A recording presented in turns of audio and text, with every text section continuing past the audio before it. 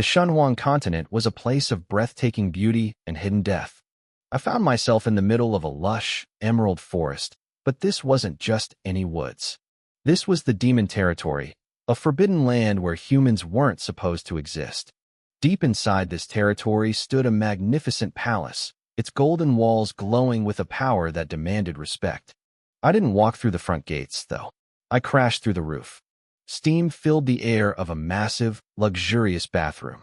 I hit the water with a violent splash, sinking deep before struggling back to the surface. As I wiped the water from my eyes, I realized I wasn't alone. A woman was standing in the pool.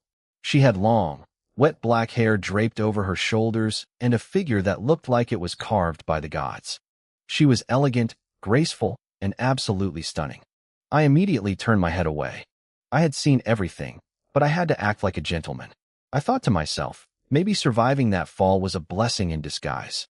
My mind flashed back to how I got here. I had been set up. My so-called friends told me we were going to the desert for extreme skydiving. But when I jumped, my parachute wouldn't open. I looked up and saw those two snakes, my girlfriend and my best friend, waving at me from the plane. They were smiling. They were saying goodbye. It was a classic betrayal, the kind you see in movies, but it was happening to me. I fell from the sky and survived. I needed to figure out where I was and call the police. I couldn't let those two get away with murder. But first, I had to deal with the woman in front of me. "Miss," I stammered, still standing in the water. "I didn't mean to watch you bathe. It was an accident." I barely got the words out. The woman didn't scream. She didn't cry. She just flicked her wrist. A massive force slammed into my chest, sending me flying across the room. I hit the wall, blood spraying from my mouth. As my vision faded to black, I had one final thought. Who said surviving a disaster brings good luck? I had just jumped from the tiger's mouth into a wolf's den. What I didn't know was that this was no ordinary wolf's den. It was the heart of the demon empire. The woman, Luo Qingshan, watched me collapse. She was the demon empress, a ruler so powerful she could turn me into dust with a single glance. She dressed herself in a red robe that highlighted her perfect, ethereal beauty. She looked like a goddess from the highest heavens. She frowned, her willow-shaped eyebrows knitting together. How could a mere mortal reach the heart of her territory? How did I bypass her guards and land in her private bath?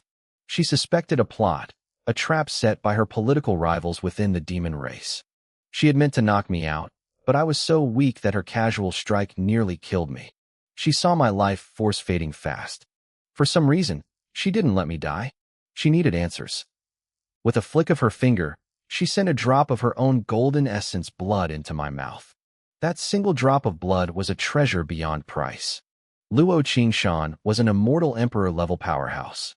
Her blood held enough life force to heal any wound and transform a human body. She didn't even understand why she used her precious essence on a stranger, but the deed was done. "Take him to my palace," she whispered to the empty air. "Don't let anyone see him.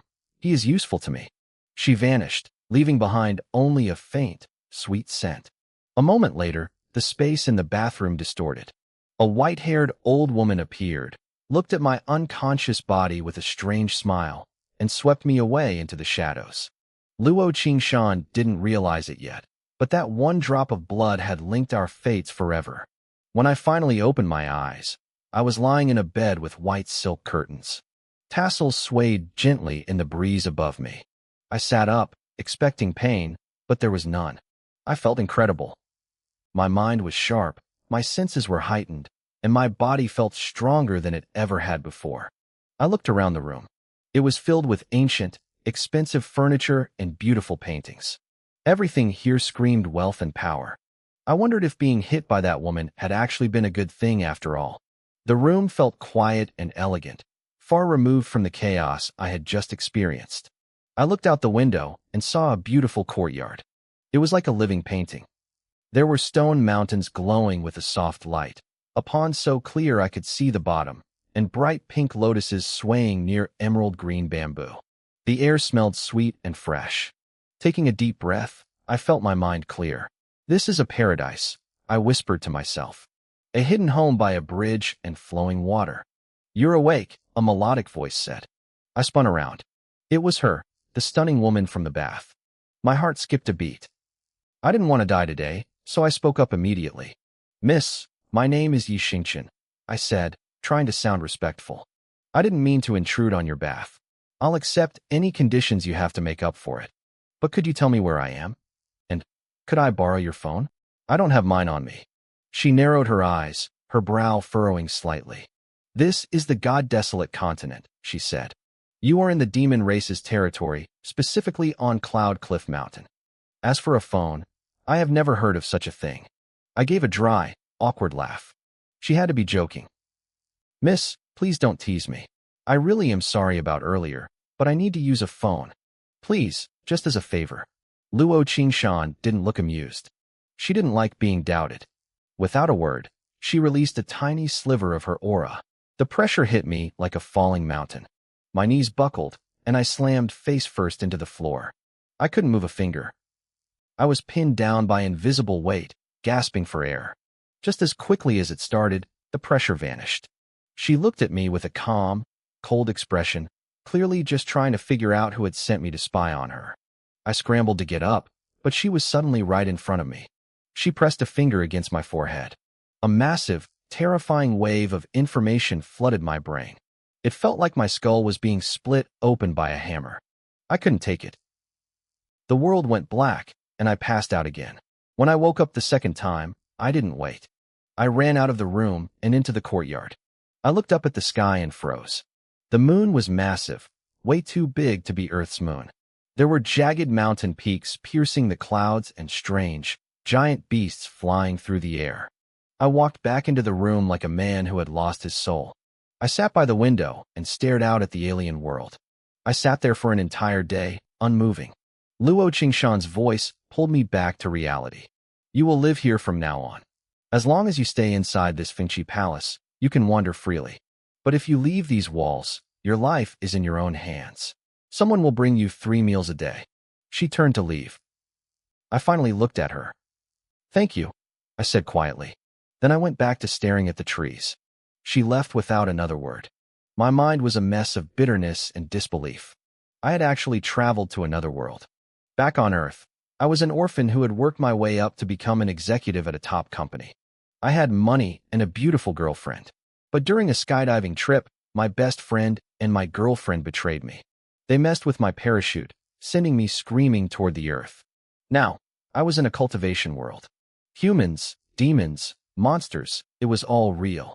From the information Luo Qingshan had forced into my head, I knew this place was called the God-Desolate Continent.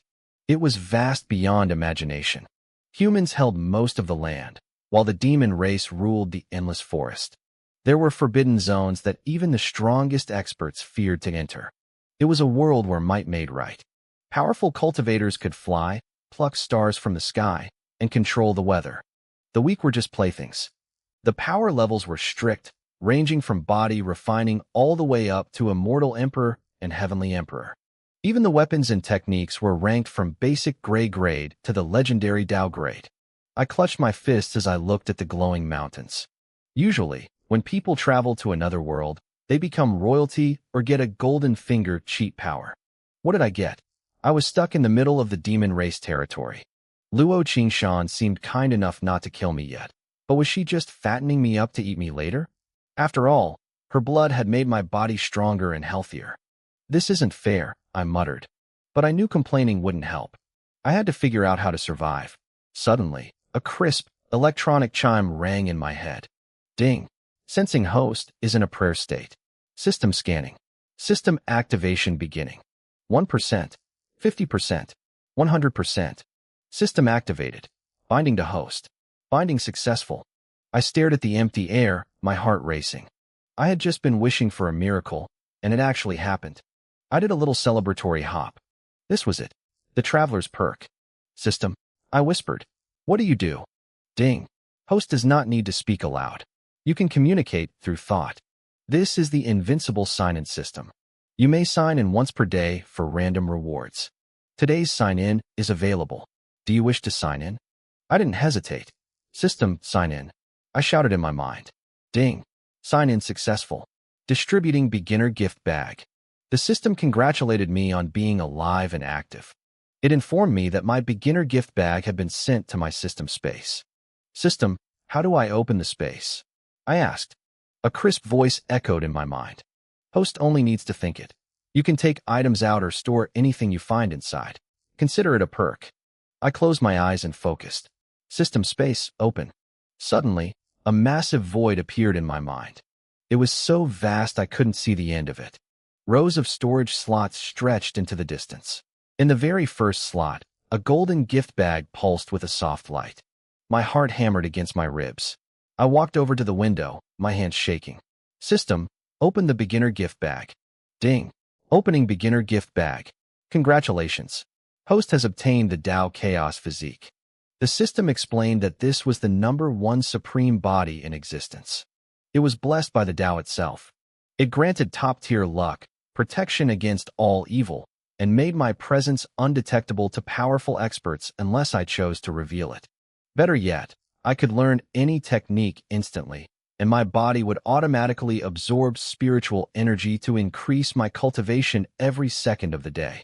Do you wish to fuse with the Tao Chaos Physique now? Fuse it, I shouted internally. The moment the words left my mind, my world exploded. An ancient, terrifying aura erupted from deep within my bones.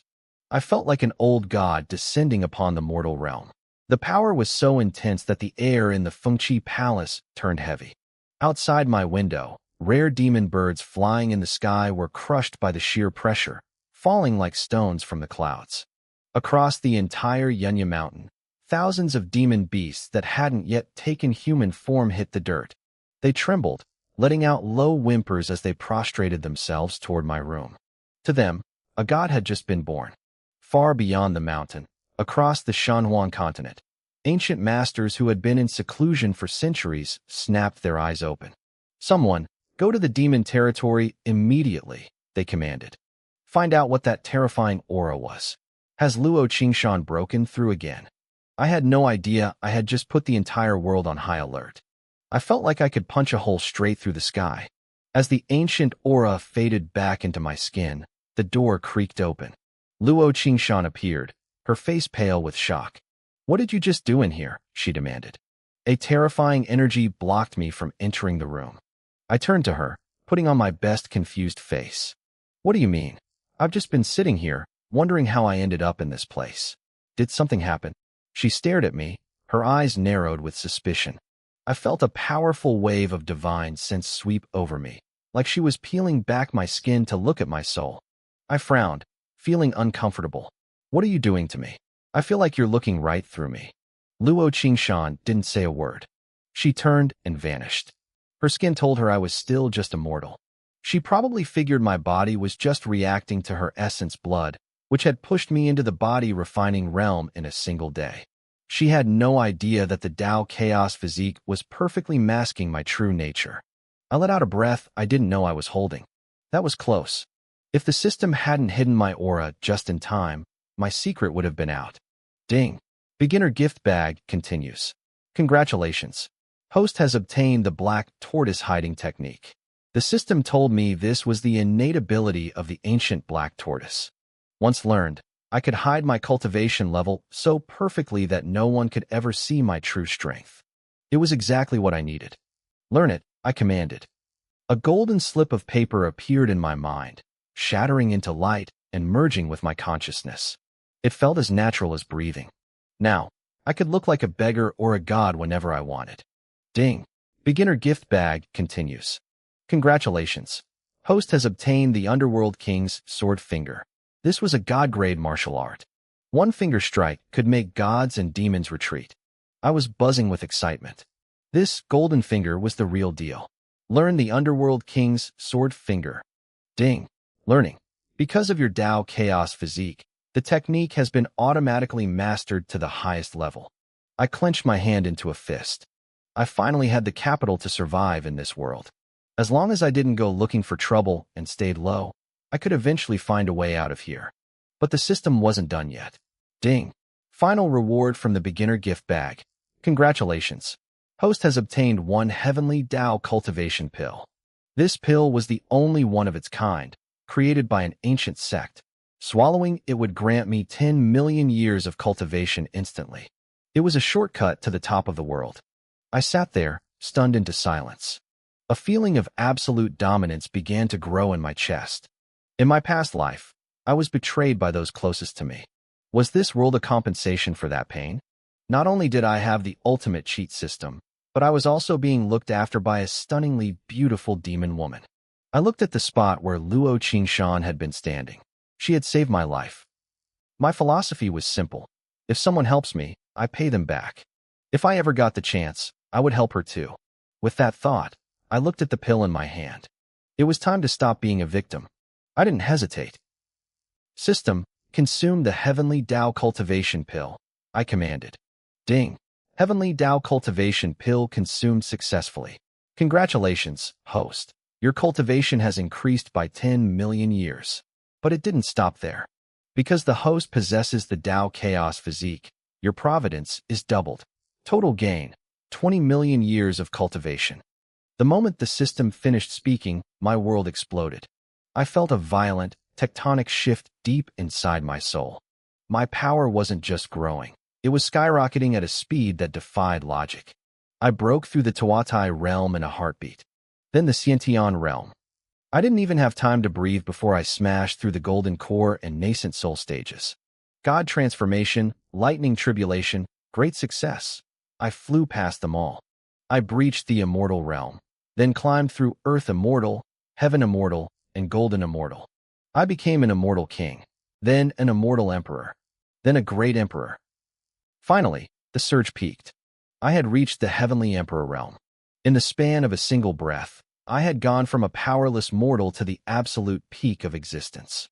In this world of Shenhuang, I was now invincible. I could feel my very essence shifting, evolving into a higher state of being that transcended humanity. I stood there stunned. I was so powerful that I actually felt lost. The gap between my past and present was too wide. In my previous life, I was always fighting for something. I fought for jobs, fought for money, fought just to survive. I never had a single day of rest. And in the end, when I finally tried to relax with my girlfriend and my best friend, they murdered me. Now, I had infinite power and eternal life. But what was I supposed to do with it? When you can do anything, nothing seems worth doing. While I was struggling with my existential crisis, the scene shifted far away to the outskirts of the demon territory. Luo Qingshan stood in the void, facing dozens of immortal kings. Her face was a mask of cold indifference. She released the terrifying pressure of an immortal emperor, a heavy, suffocating weight that crashed against the intruders. The immortal kings scrambled to circulate their energy, barely holding their ground. "Please, Empress of the demon race, forgive us," one of them shouted, his voice trembling. "We didn't mean to offend. We only came to investigate that ancient, terrifying aura from earlier. We will leave immediately." Luo Qingshan didn't blink. "Get out," she said, her voice flat, "or stay here forever as my guests." As she spoke, dozens of powerful demons appeared behind her. Their eyes glowed with a bloodthirsty light, staring hungrily at the human cultivators. Faced with a female emperor and an army of high-level demons, the humans didn't dare linger. They bowed deeply, tore open a rift in the void, and vanished. Once they were gone, the demon experts bowed to Luo Qingshan and retreated back into the territory. Luo Qingshan watched them go and let out a heavy sigh. The demon race had it hard. Unlike humans, who were born with bodies naturally attuned to cultivation, demons had to fight the heavens for every inch of progress. A human only faced one major heavenly punishment to break through. A demon? They had to survive the transformation tribulation just to take human form. If they failed, they were erased from existence. Even if they succeeded, every subsequent breakthrough triggered a heavenly penalty 10 times stronger than what a human would face. Many of the demons who had just stood behind her were fallen experts. They had survived their tribulations, but had their foundations shattered. They were stuck in the immortal king realm forever, unable to ever become emperors. Luo Qingshan knew there was a legendary human pill called the Supreme Creation Pill. It could repair a shattered foundation and even push a cultivator into a new realm. But it was a secret treasure of the Shangqing Palace, a top-tier human sect. Millions of years ago, humans and demons were allies against the devil race, but those days were long gone. Now, they lived in a state of bloody friction. A demon empress asking a human sect for a holy pill? It was impossible. She pushed the thought away. Back in the Phoenix Palace, I was finally coming to my senses. I looked out the window at the beautiful scenery, but my mind kept drifting back to that stunning woman. With my new cultivation, I could feel the drop of her essence blood inside me. It was a drop of Emperor's blood. She had given up a piece of her own life force to save a mortal like me. I looked up at the sky. I could feel the great Tao itself humming with a sense of destiny. You saved me, I whispered to the empty room. And I've already seen your true form. Maybe this really is fate. I made a decision. In my last life, I lived among humans and it ended in betrayal. In this life, I'd stay with the demons for a while. I wanted to see what made them different. That evening, Luo Qingshan returned. To the absolute shock of her maidservants, she sat down and shared dinner with me. She kept looking at me as if she wanted to say something, but the words wouldn't come. She had originally planned to tell me she was sending me away for my own safety. But as she looked at me, she found herself hesitating. In the end, she simply turned and walked back to her own room, leaving the air thick with things left unsaid. Luo Qingshan didn't know how to speak to me. Maybe it was because she had given me a drop of her essence blood, or maybe it was because of the time she spent living among humans. She had heard their stories, that if a man saw a woman's body, she had to marry him. Whatever the reason, she couldn't find the words. She simply turned and walked away. I watched her go, sensing she had something on her mind. Please don't send me away, I thought. Just let me stay. It was a strange moment of silent understanding. Neither of us wanted to bring it up, so the topic vanished into the night air. The next morning, I woke up feeling refreshed. For the first time in years, I had slept until I naturally woke up. I had power, I had a beautiful view, and I felt great. I decided to take a walk. As long as I stayed within the massive Phoenix Palace, I could go wherever I wanted. Honestly, with my current strength, I could go anywhere in the entire divine martial continent. But for now, I just wanted to soak in the atmosphere of the demon race. Suddenly, a voice rang out in my head. Asterisk ding. Today's check-in is available. Would the host like to sign in? Asterisk. I almost forgot. I had a daily gift waiting for me. System, sign in, I whispered. Asterisk ding. Signing in. Congratulations. You have received the Alchemy True Manual, asterisk. The system explained that this was the ultimate treasure of the ancient alchemy sect. By learning it, I would instantly master every refinement technique and every pill recipe known to that era. Back then, the sect was so powerful that other groups teamed up to wipe them out just to steal their secrets. The manual had been lost for ages, causing the world's alchemy skills to plummet. Now, alchemists were the most sought-after people in the world. My eyes lit up. I was already powerful, and now the system was making me a top-tier alchemist? This was getting ridiculous. System, learn the manual.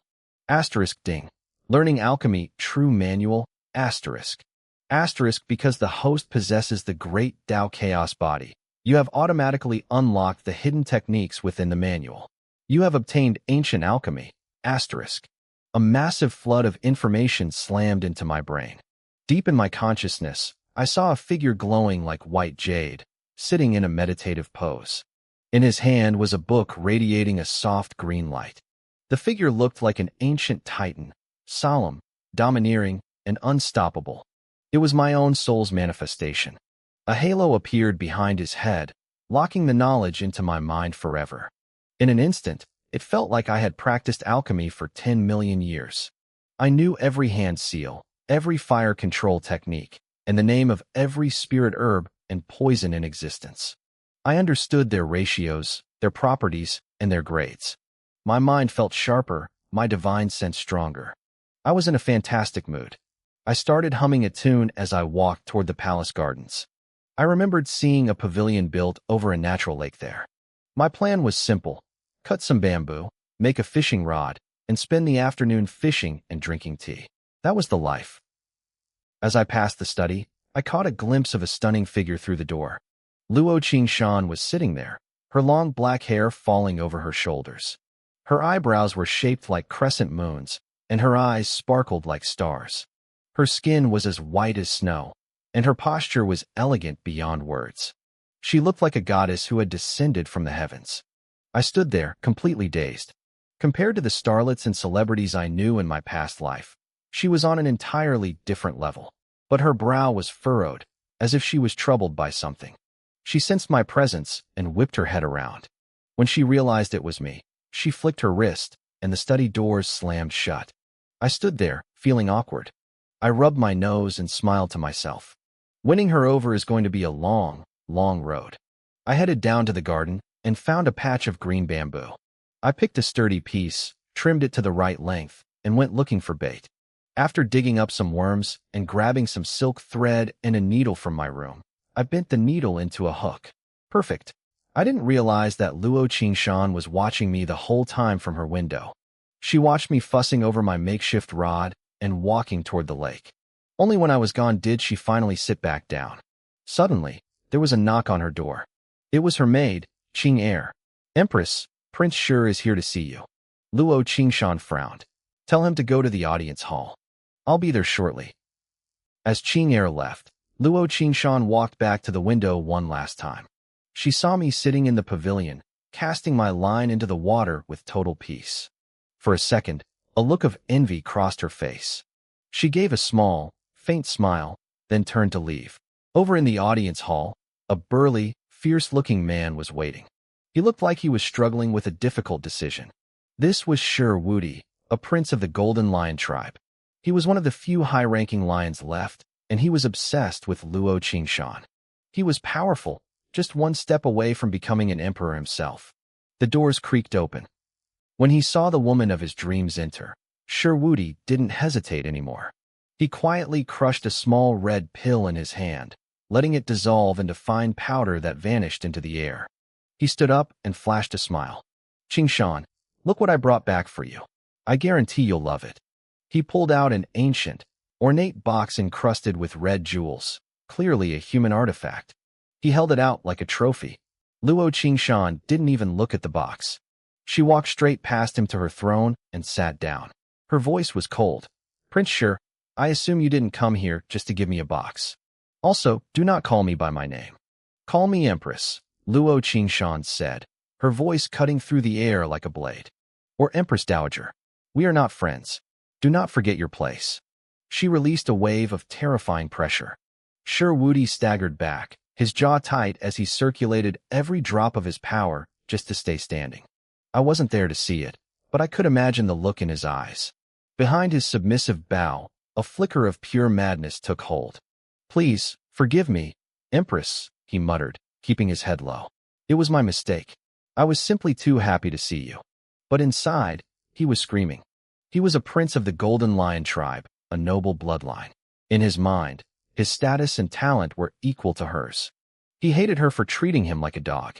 He looked at the box in his hand and felt a surge of dark triumph. He didn't believe she could escape this. He wanted her to be his woman, to force her into a marriage that would put the entire demon race under the control of the Golden Lions. He just needed to wait for the timing to be right. Back in the hall, Luo Qingshan felt the first shift. A sudden wave of weakness washed over her. Her skin began to burn. She tried to use her cultivation to suppress the sensation, but the more she fought it, the stronger it became. Her face turned a deep crimson. Her breathing grew shallow and heavy. She had visited the human lands before. She knew exactly what this was. "You despicable," she gasped, her voice trembling with rage. "Shi Wudi, how dare you?" Shi Wudi didn't bother acting anymore. He watched her slump against her throne, her beautiful face flushed and her white neck turning a soft pink. He burst into a loud, jagged laugh. "Don't fight it, Qingshan," he sneered. "Just be my woman. I spent a fortune to get that pill from a human sect. It's called the 10,000 Desires pill. No matter how strong you are, there is no cure. You either find a man to sleep with, or the fire consumes your soul until you die." He looked at her with pure lust, his eyes scanning her legs like she was a prize he had already won. He started walking toward her, a sick smile on his face. "You want to lead the demon race?" he mocked. "Surrender to me. Otherwise, you won't even have a life to lead." He reached out, thinking he had won. But he underestimated the resolve of an empress. Luo Qingshan bit her tongue hard, the sharp pain clearing her mind for a split second. She didn't say another word. She simply raised her hand and struck. She was an empress in the immortal emperor realm. Sure, Woody was just a prince. Even in her weakened state, her strike was lethal. The blow hit him square in the chest. He didn't even have time to scream before he was turned into a bloody mist. His body, his cultivation, and his demon core were pulverized instantly. Luo Qingshan didn't even look at the mess he left behind. She was losing her grip on reality. Her vision blurred, and a single face flashed in her mind. Mine. Out by the lake, I was still sitting peacefully, waiting for a bite on my line. The water was calm. Then, the air shifted. Luo Qingshan appeared out of thin air, stumbling toward me. Her eyes were glazed and burning with a heat I had never seen before. I didn't even have time to ask what was wrong. She waved her hand, and a surge of energy wrapped around me.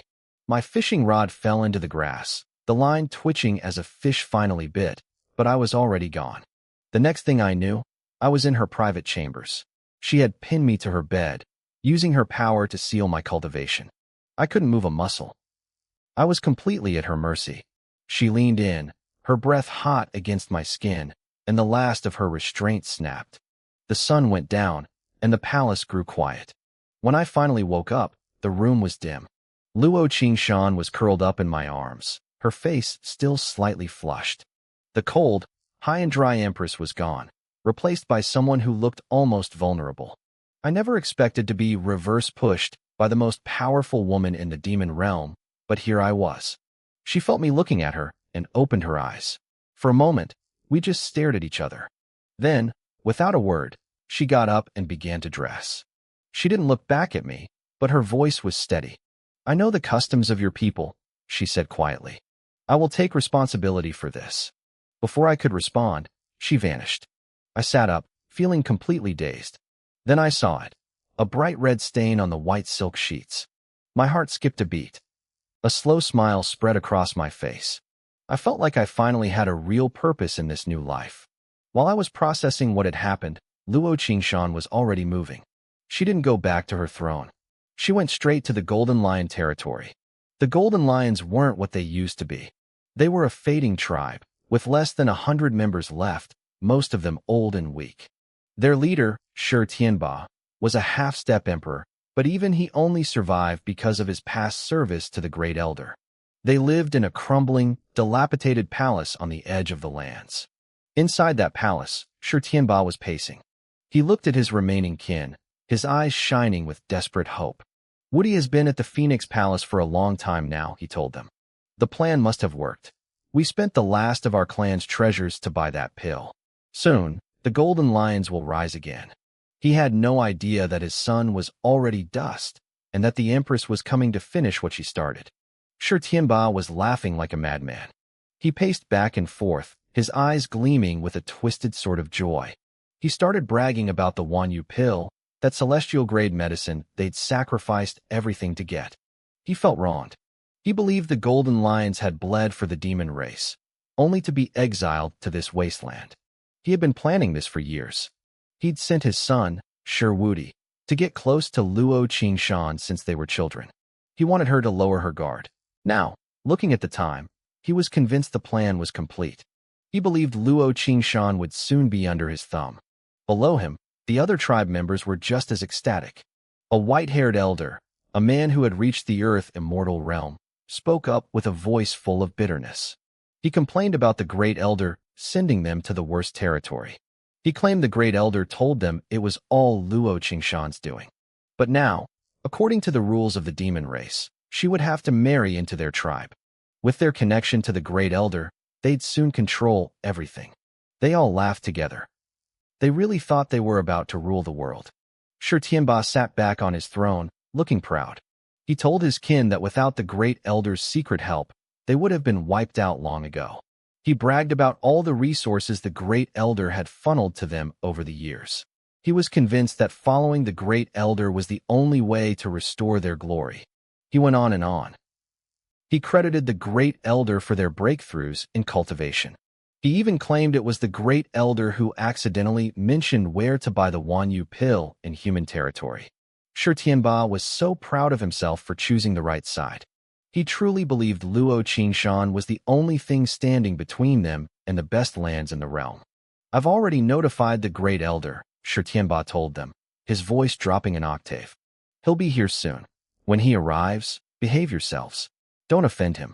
Yes, Patriarch, the clan shouted in unison. Hidden in the void above them, Luo Qingshan listened to every word. She couldn't believe her ears. For years, she had been the one sending massive amounts of resources to the Golden Lions out of respect for their ancestors. She was the one who had picked out the best possible land for them to live in. But in their heads, she was the villain. Every gift she'd sent had been rebranded as a favor from the Great Elder. Even the sinister plan with the Wanyu pill had been his idea. Luo Qingshan's eyes sharpened. She finally understood. She used to think she and the Great Elder just had different philosophies about the future of the demon race. She thought they both wanted what was best for their people in a world full of hostile humans and lurking demons. She was wrong. The smiling, friendly old man she knew was a snake. She had come here tonight to wipe them out. But seeing them like this, pitiful, deluded fools who were being sold out by the very man they worshipped, she hesitated. She wanted to see what would happen when the Great Elder arrived. She held back her rage. Sometimes, you have to cut away the rotting flesh to save the body. She realized the demon race needed a total purge. Suddenly, a powerful sweep of divine sense brushed past her hiding spot. It was a half-step immortal emperor. The Great Elder had arrived. He was cautious, checking the surroundings multiple times before finally stepping into the palace. He wore a friendly, approachable smile. Shi Tianba scrambled to greet him. The Golden Lions looked at the old man, with eyes full of pure gratitude. Greetings, Great Elder, they shouted. The old man was thin, his skin sallow and yellowed, dressed in simple black robes.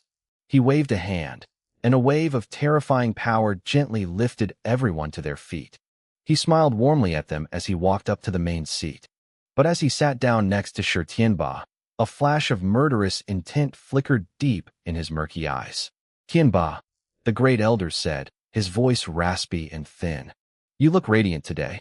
You must have good news for me. Shi Tianba was too caught up in his own ego to notice the danger. He leaned in, looking smug. I did it, Great Elder, just like you suggested. Wudi has succeeded. Luo Qingshan has no choice but to marry him now.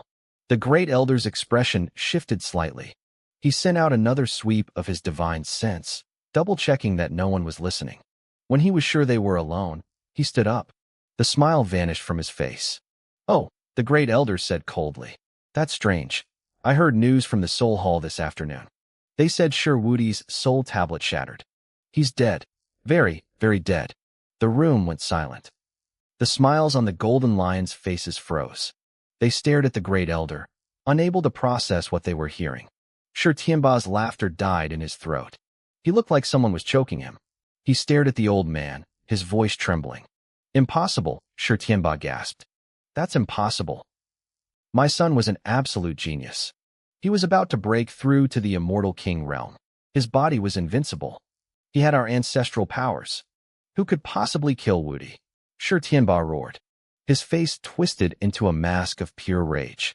He glared at the Great Elder, his body trembling with disbelief. But the Great Elder didn't flinch. His eyes grew cold, turning into two dark pools of ice.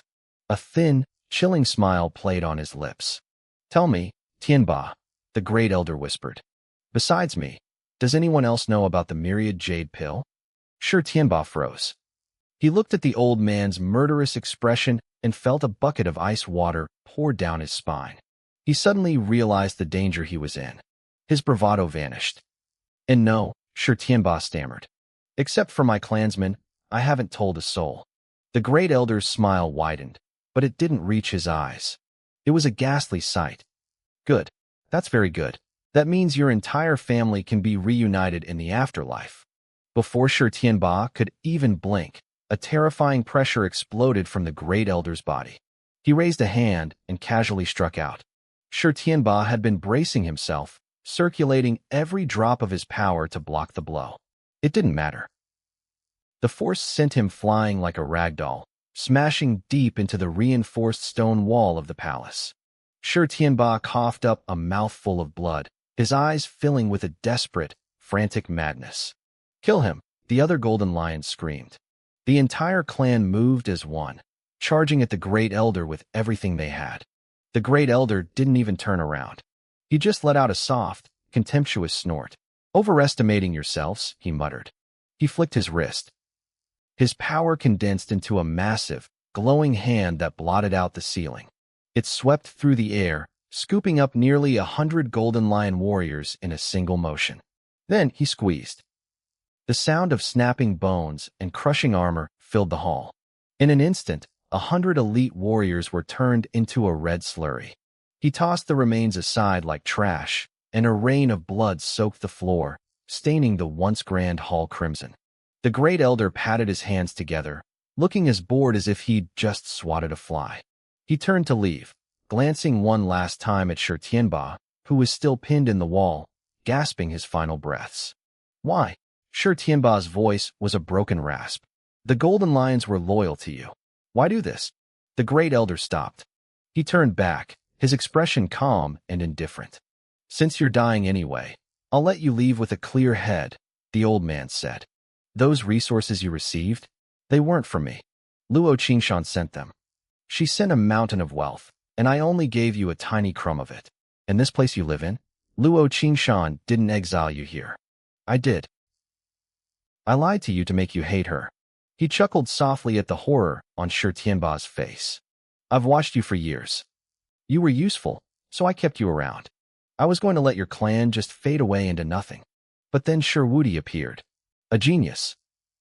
He was about to reach the Immortal King realm. If I waited any longer, he would have surpassed me." The Great Elder leaned in closer, mocking the dying man. "So, I accidentally told you about the myriad jade pill. I knew your pride wouldn't let you pass it up. I knew you'd fail. This way, Shi Wudi dies by the Empress's hand, and I get to execute the rest of you for treason. Luo Qingshan sees my kindness, the world sees my loyalty, and a potential threat is eliminated. It's a perfect plan." He straightened his robes, looking satisfied. "Don't worry, I'll tell everyone you killed your own clan out of shame for your son's actions. I'll even leave you a bit of dignity." Shi Tianba stared at him.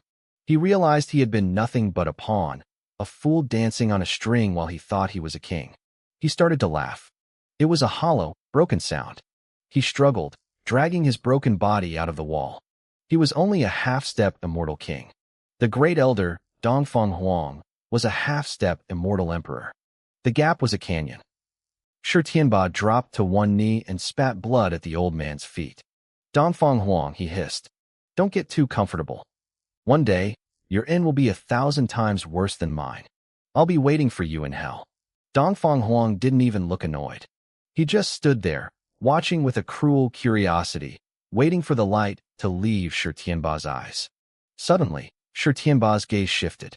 He looked past Dongfeng Huang's shoulder and started to grin, as if he saw something wonderful. Dongfeng Huang frowned and whipped around. There was nothing there. "Die!" Shi Tianba screamed. It was a trick. In that final second, Shi Tianba shattered his own internal core and soul, detonating every ounce of his life force for one final strike. It was the power of a true immortal king. Dongfeng Huang realized the trap too late. He threw up a desperate defense as the explosion rocked the hall. Even with his superior strength, the sheer force of the suicide attack sent him stumbling back. A thin trail of blood leaked from the corner of his mouth. He looked at the spot where Shi Tianba had been. There was nothing left but dust. Half the palace had collapsed into rubble. "Trying to trick me even at the end," Dongfeng Huang spat, wiping his mouth. "You think I'm as stupid as you were? Ha ha ha." He threw his head back and laughed, the sound echoing through the ruins. But his laughter was cut short by a voice as cold as a grave. "Is that so? I think you're actually much stupider than they were." Dongfeng Huang froze. He spun around, his heart hammering against his ribs. Standing there, watching him with eyes full of icy contempt, was the Empress, Luo Qingshan. His pupils shrunk to pinpricks. In a heartbeat, his face shifted back into a warm, respectful mask. He bowed deeply, his hands trembling slightly at his sides. "Your Majesty, I was just coming to find you. I discovered the Golden Lion tribe was plotting against you. I came to arrest them, but Shi Tianba resisted. I had no choice but to execute him on the spot. Please, Your Majesty, look into this." He kept his head down, his throat bobbing nervously. He was gambling. He had scanned the area before starting, and he hadn't sensed anyone. He figured the noise of the explosion must have just drawn her here. He hoped she hadn't heard the rest. Luo Qingshan looked at the old man performing his little heart out. If I hadn't been standing here the whole time, watching the entire disgusting play, I might have actually believed him. "They say humans are as cunning as tigers," I heard her say, her voice dripping with sarcasm. "But looking at you, Great Elder, I think you've put the humans to shame." The Great Elder thought I was a fool. Maybe in his eyes, the entire demon race was just a collection of toys for him to play with. Most of our kind aren't like the monsters in human stories. We are peaceful, preferring to live without conflict. That's why we fought alongside humans during the ancient war against the demons. We won, but the humans pushed us out of the fertile lands into the wilderness. Even then, most of us didn't complain. We just wanted to live. I watched him and wondered what made him so much more vicious than any human. Was it the greed they always talked about? Was the throne really worth all this blood? Luo Qingshan's voice cut through the air, cold and sharp. Dongfang Huang realized the act was over. He knew she had seen everything. The fake smile vanished, replaced by a mask of pure malice. "Power belongs to those who can hold it," he spat, his voice low and raspy. "I've given my life to this race, only to have a naive little girl take the throne. No matter how high your cultivation is, you're leading us to ruin. The humans will swallow us whole under your rule. I don't understand why those old fossils support you. My power is barely a hair's breadth behind yours. Why should you be the ruler?" He grew more frantic as he spoke. His face darkened, and a shadowy, frantic energy began to swirl around him. His eyes were wide with madness. Luo Qingshan didn't flinch. She just watched him with a calm, expressionless face. "Have you all heard enough?" she asked quietly.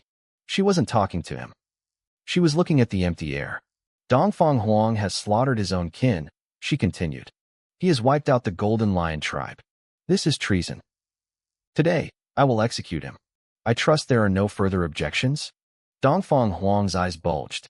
He scanned the surrounding space as ancient, terrifying auras began to manifest. One by one, the hidden protectors of the demon race appeared. These were the true foundations of our power, old monsters who stayed in deep slumber unless the race faced extinction. Their presence felt like the weight of the heavens pressing down. A white-haired elder in green robes looked down at him with icy indifference.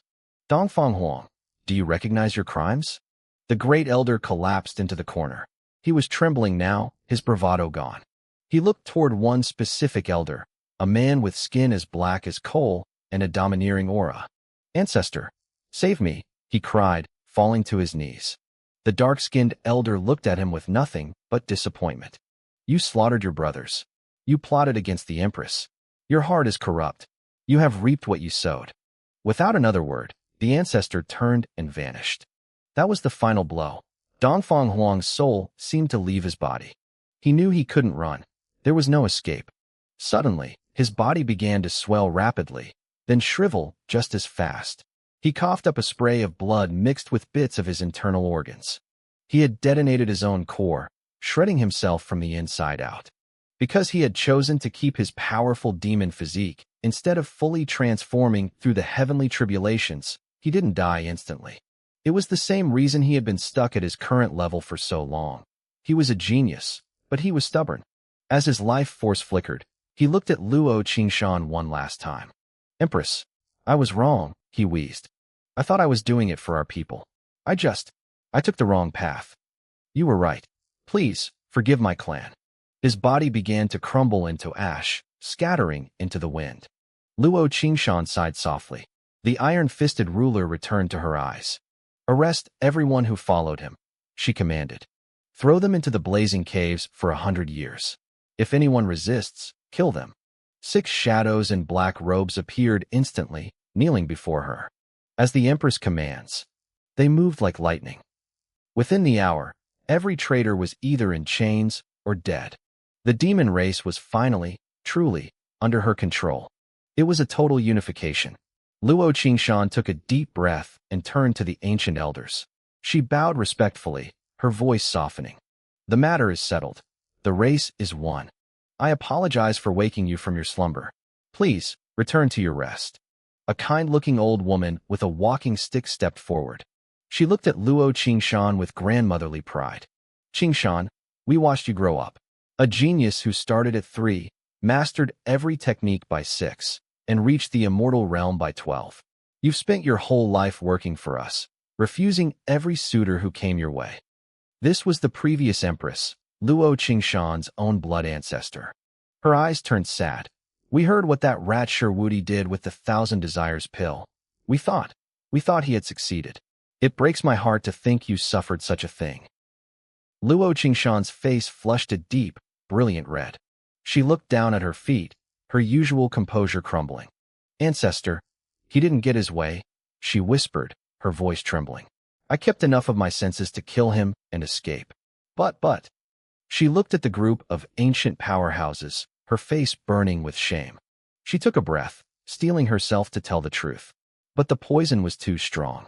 I lost control of myself. I stood in the silence of my room, gazing out at the beautiful night scenery of the Phoenix Palace. My mind drifted, but I wasn't alone. Suddenly, I felt it. Dozens of powerful divine senses, sharp and heavy as mountains, swept over the palace like a tidal wave. They were searching for me. In the great hall, Luo Qingshan stood before the ancient ancestors of the demon race, her face burning with a mix of shame and resolve. She knew she had to protect me. I have already given my body to a human man, she told them, her voice trembling but clear. According to our laws, he is now my husband. Even if he is just a commoner in the body-tempering stage, he is the only one I will ever recognize. I asked the ancestors to fulfill this union. Internal conflict tore at her. She had always been proud, a genius who looked down on countless elite suitors. She had dreamed of a husband with world-shaking talent and peerless strength. Instead, fate had played a cruel joke on her. But more than her pride, she feared these old monsters would kill me the moment they saw how weak I was. The ancestors were furious. Their auras erupted, shaking the very foundations of the palace. They scanned me from a distance, their divine senses piercing through the walls. They saw a man with a handsome face and an extraordinary temperament, but almost no cultivation to speak of. Then, they found it, a drop of Luo Qingshan's lifeblood essence inside my body. The air turned cold. If the traitor Dongfang Huang were still alive, these elders would have torn him apart limb from limb for allowing this to happen. The old woman with the walking stick narrowed her eyes. Her kindness vanished, replaced by a terrifying killing intent. This human must be destroyed, she hissed. He is useless. His meager cultivation only exists because he absorbed your essence. He is not worthy of you, Qingshan. She raised a single finger. Pure, destructive energy gathered at the tip, ready to erase me from existence. Luo Qingshan didn't hesitate. She blurred across the room, throwing herself in front of the ancestor. Her expression was ice-cold. Regardless of his strength, Yi Xingchen is my husband. If you want to kill him, you'll have to kill me first. She knew that to these powerhouses, I was nothing more than an ant. They wouldn't feel a shred of guilt for stepping on me. Back in the room, I felt the tension in the air. A small smile played on my lips. I could hear everything. It was actually quite touching to hear her defend me with such desperation. The old woman's brow furrowed. Even if you hate me for the rest of your life, I cannot let him live. If word gets out that an empress of the demon race tied herself to a commoner, the entire world will laugh at us. It is unacceptable. She stepped forward, walking through the air. Ripples of space distorted under her feet. The other elders moved in unison, surrounding Luo Qingshan and using their combined pressure to lock her in place. Luo Qingshan panicked. It felt like her heart was being ripped out. She couldn't let them reach me. In a fit of desperation, she curled her fingers into claws and pressed them against her own throat. If you kill him, she screamed, I will die right here before you. The elders froze, stunned by her sheer will. But the old woman didn't stop. She kept walking toward my quarters as if she hadn't heard a word. Luo Qingshan's aura surged to its limit, her demon emperor techniques swirling violently as she prepared to break the formation at any cost. I sighed softly, standing up from my seat by the window. I stretched my arms and cracked my neck, feeling the stiffness of sitting for too long. I looked out at the moon, perfectly calm. Just as the situation reached a breaking point, a voice echoed through the palace. It didn't come from the hall or the gardens. It came from the deepest, darkest part of the demon race territory. It was an ancient voice, heavy with the weight of eons. I permit this matter. The dozens of powerful elders froze. Their eyes widened in pure shock. The old woman, who was standing right above my roof, stopped dead in her tracks. She didn't dare take another step. She flickered back to the group of elders. They exchanged stunned glances before turning toward the source of the voice. Simultaneously, they bowed deeply, their voices trembling with reverence. "We obey the great emperor's decree." Luo Qingshan was dazed. She never expected the great emperor, the sole living emperor of the demon race who had been slumbering for thousands of years, to wake up for this. Not only had he spoken, but he had also officially accepted my presence. She quickly bowed as well, her heart racing with relief. The voice fell silent again. The elders stood up slowly, confusion written all over their faces. They sent their divine senses back toward me, searching more intensely than before. They knew the great emperor was a master of divination and foresight. He never acted without a reason. If he recognized me as the empress's husband, there had to be something they were missing. They scanned me for half an hour. Eventually, they withdrew their senses, sighing in frustration. They still saw nothing but a normal human. The old woman looked at Luo Qingshan and shook her head.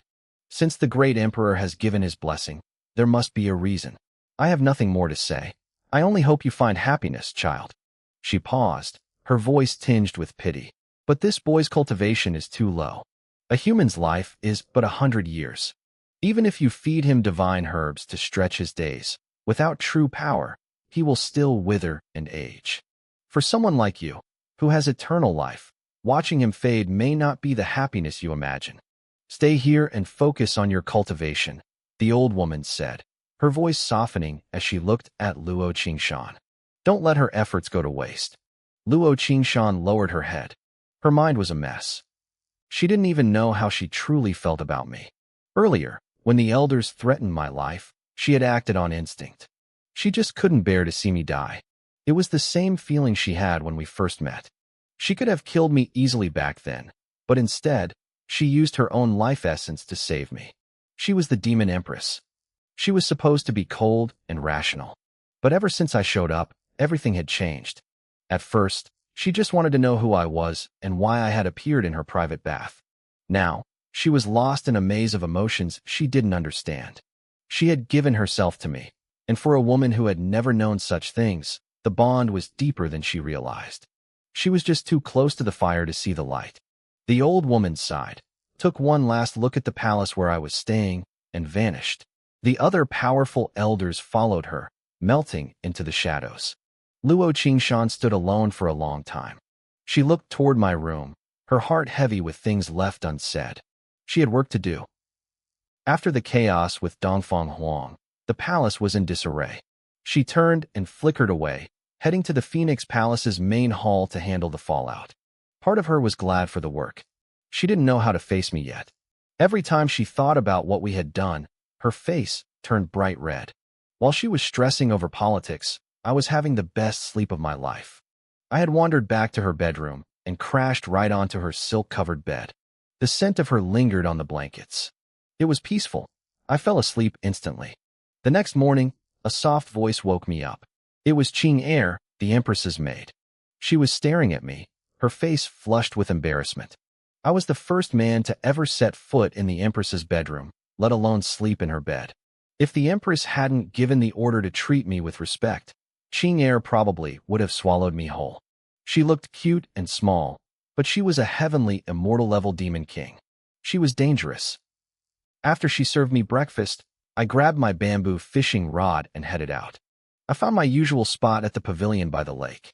I kicked my feet up on a lounger and closed my eyes, letting the rod sit idle. I didn't care if the fish bit or not. I had more important things to do. System, I whispered in my head. Sign in for the day. A crisp notification rang out. Ding. Sign in successful. Congratulations, host. You have received the Chaos Taishin Manual. My eyes snapped open. This was a great Dao-level cultivation technique. According to the system, it was born from the endless chaos before the world was even formed. It didn't matter if the energy around me was immortal chi or demonic energy. This manual would suck it all in and convert it into pure power for me. It worked automatically. I didn't even have to try. Combined with my chaos body, the effect was godlike. Ding. Would the host like to practice the Chaos Taishin Manual immediately? Yes. I shouted internally. This was exactly what I needed. I didn't want to spend decades sitting in a cave meditating. I wanted power now. Ding. Cultivation successful. Because the host possesses the great Dao Chaos body, you have reached the maximum level instantly. A flood of information crashed into my brain. It felt like I had practiced this technique for millions of years. Suddenly, the air around me began to swirl. Massive amounts of spiritual energy rushed into my body, flowing through my meridians in a perfect cycle. My cultivation level started climbing, bit by bit, second by second. This was incredible. I could literally grow stronger while I slept. My physical cells were becoming tougher, more vibrant. I felt like I had infinite energy. System, I grinned. I think I love you. Please remain rational, host. The system replied, sounding surprisingly sassy. This system is designed to help you crush all enemies and dominate this era. This is only the beginning. I laughed. The system was getting a bit of an attitude, but I liked it. I leaned back, shaking my leg in pure satisfaction as I felt my power rise. But the system wasn't done yet. Ding. Sign-in bonus triggered. Congratulations, host. You have received the Tyrant Heavensword Manual. I nearly fell off my chair. Another great Dao-level reward? This was a combat technique created by an ancient supreme being. It had 7 strikes, each one more terrifying than the last. The first strike could shock the world and make immortals look like grass. The second could shatter the sky. By the 4th strike, even emperors would vanish into nothingness. The 7th strike? It could literally break the world apart to create a new one. I jumped to my feet, accidentally tossing my fishing rod into the lake. I didn't care. I pumped my fist in the air, my heart racing. A technique that could destroy the world? Now we were talking. As I read through the system's introduction, my heart hammered against my ribs. The Tyrant Heavensword Manual was even more insane than I thought. Each of the 7 strikes corresponded to a specific cultivation realm. The first strike was called World Cleaver. It allowed me to slaughter Sovereign Stage experts like they were nothing but weeds. The second was Heaven's Soul, a move so sharp that even kings would have to hide from its edge. Then came Earthshatter. Just the name alone was enough to make an emperor tremble in fear. The 4th strike? All life extinct. Once that sword was drawn, everything died. Even a great emperor would have to run for their life or face a bitter end. I was so excited that I skipped right past the descriptions for the final 3 strikes. This was exactly what I had dreamed of. A single sword to end all problems. No matter how strong the enemy, one swing would be enough. Back in my old life, I spent my days reading fantasy novels, wishing I could be the protagonist holding a 3-foot blade against the world. Now, that dream was my reality. System, I shouted in my mind. Learn the Tyrant Heavensword Manual immediately. A chime echoed in my head. The system notified me that because of my great Dao Chaos body, I was naturally close to the laws of the universe. My luck was off the charts. It didn't just teach me the manual, it automatically pushed the technique to the highest level. But there was a catch. The system warned me that if I tried to use a strike beyond my current cultivation realm, the backlash would be devastating. I could end up severely injured, or worse, dead. The moment the system finished speaking, a terrifying, overbearing aura exploded from within me. 7 divine sword shadows manifested around my body, each one carrying enough power to slice through the void itself. I felt like a god standing in the center of chaos. If it weren't for my black tortoise concealment art hiding this energy, the entire divine desolate continent would have felt my presence. My eyes flickered with sword light. a gaze so sharp and domineering that no mortal would dare look me in the face. Slowly, the light faded, receding deep into my pupils. I checked my status. With my current strength, I could only manage the first 4 strikes. The last 3, Heaven's Collapse, Tao's Sorrow, and World Ruin, remained grayed out in my mind. Even though I understood them perfectly, my body wasn't ready. It confirmed my theory that the ancient legends were true. The supreme beings of old must have ascended to a much higher world. Even with my current power, I wasn't at the peak yet.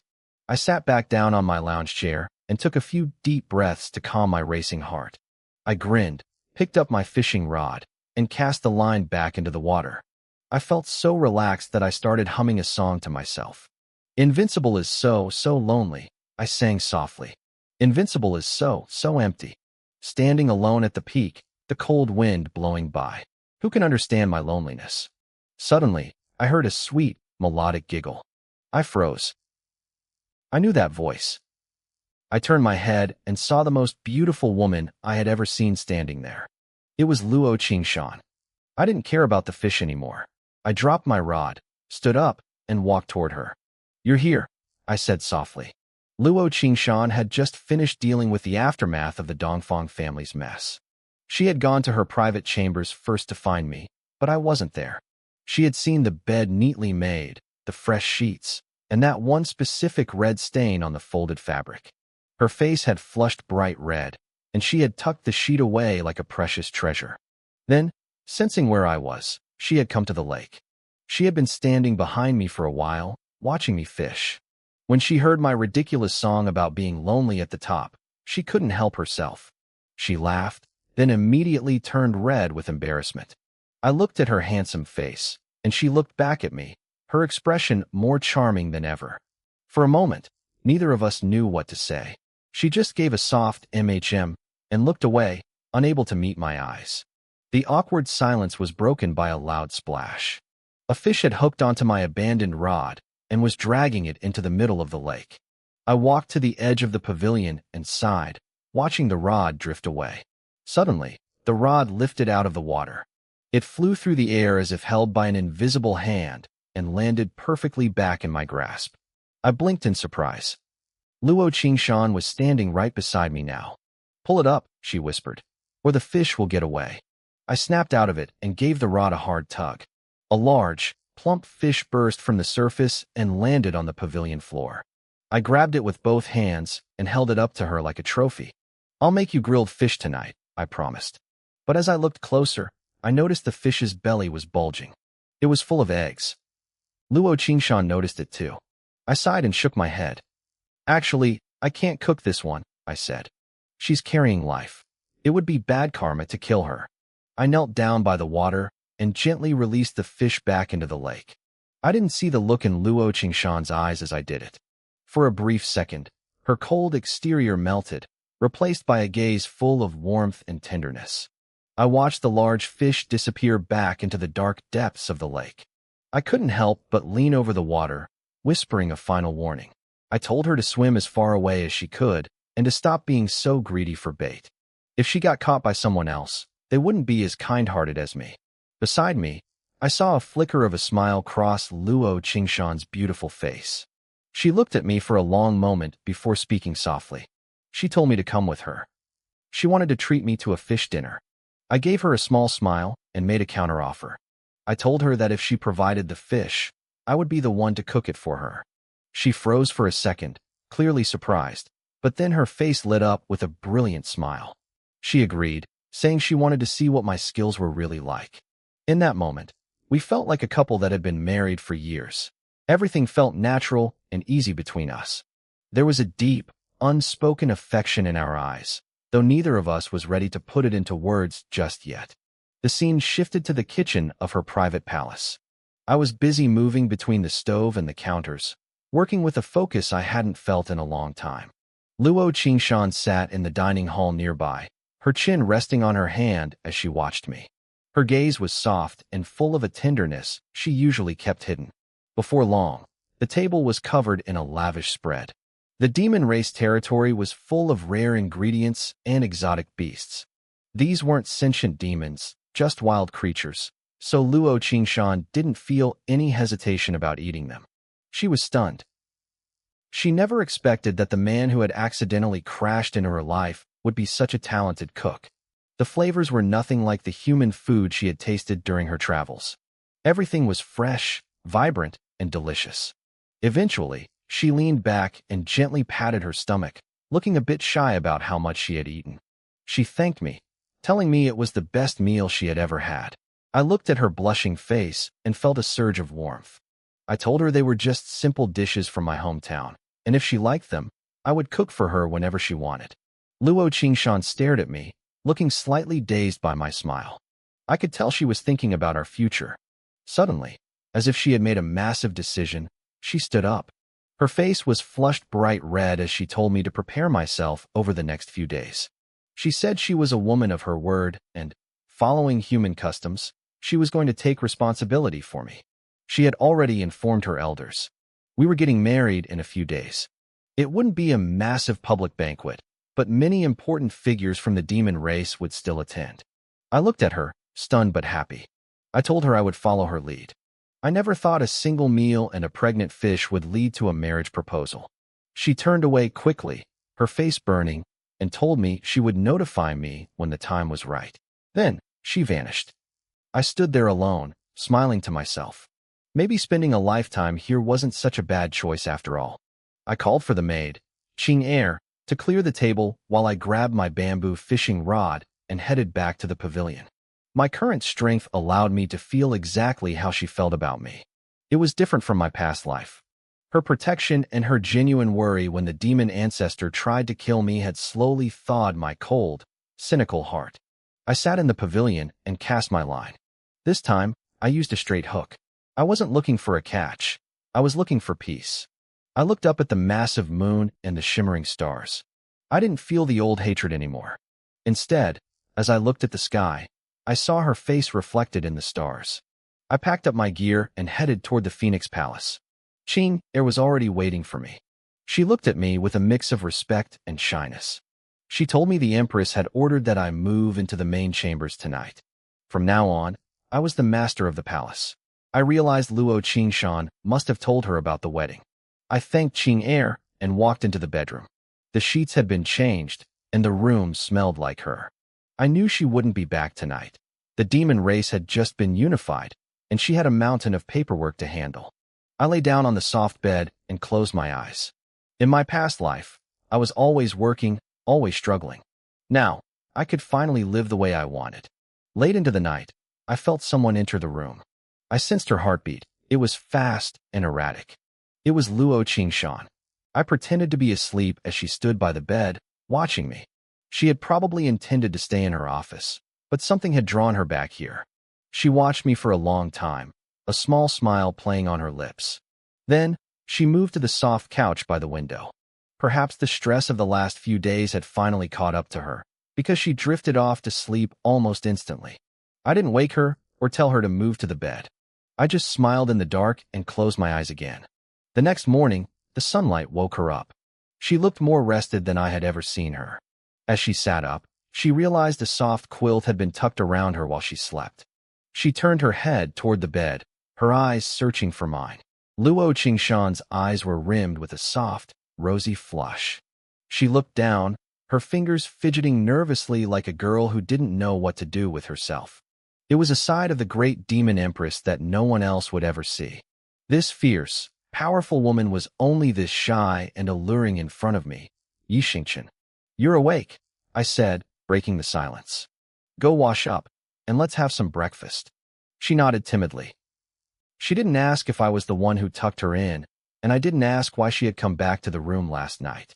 We shared a quiet, comfortable understanding. After a quick meal, she hurried off to handle palace affairs, leaving me to my own devices. I grabbed my fishing rod and headed back to the pavilion in the center of the lake. I had just settled in when the familiar chime of the system rang in my ear. It was time for my daily sign-in. System, let's do it, I whispered. Start the sign-in. A golden notification flashed in my mind.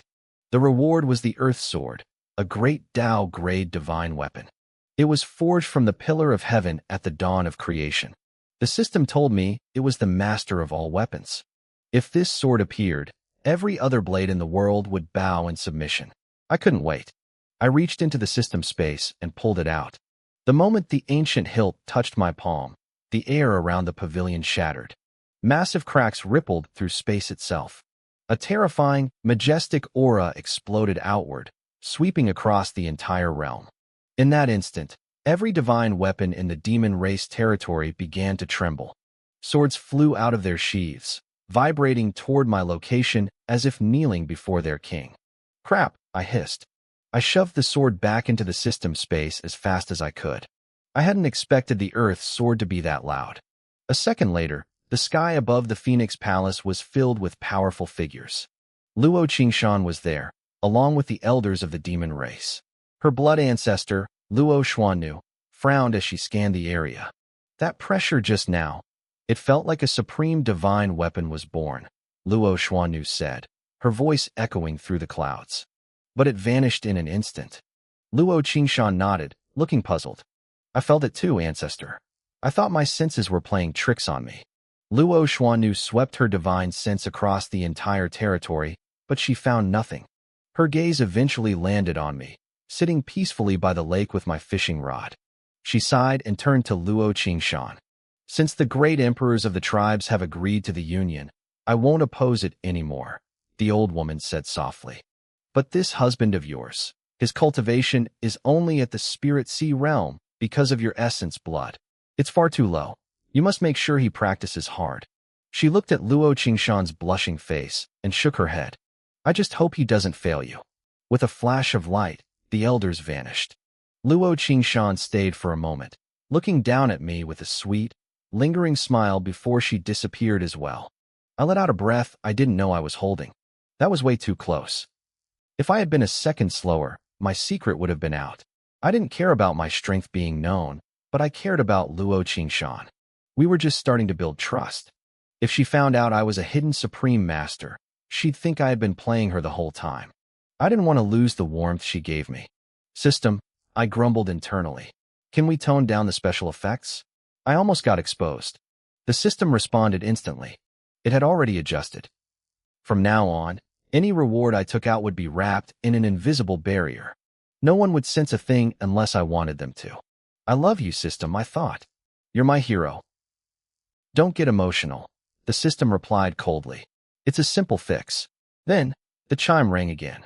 I had another reward, a 9-revolution earth pill. This was a great Tao-grade medicine, impossible to replicate. It had been refined through 9 heavenly tribulations and nurtured by chaos energy for 81 years. It could heal any wound, regrow limbs, and pull someone back from the brink of death as long as they had a single breath left. I immediately pulled the pill out. I wanted to see if the system's new barrier actually worked, and more importantly, I wanted to see this legendary treasure for myself. The 9-revolution earth pill was incredible. Having it was like carrying a spare life in my pocket. I looked down at the pill resting in my palm. It had a dull golden exterior with no energy fluctuations at all.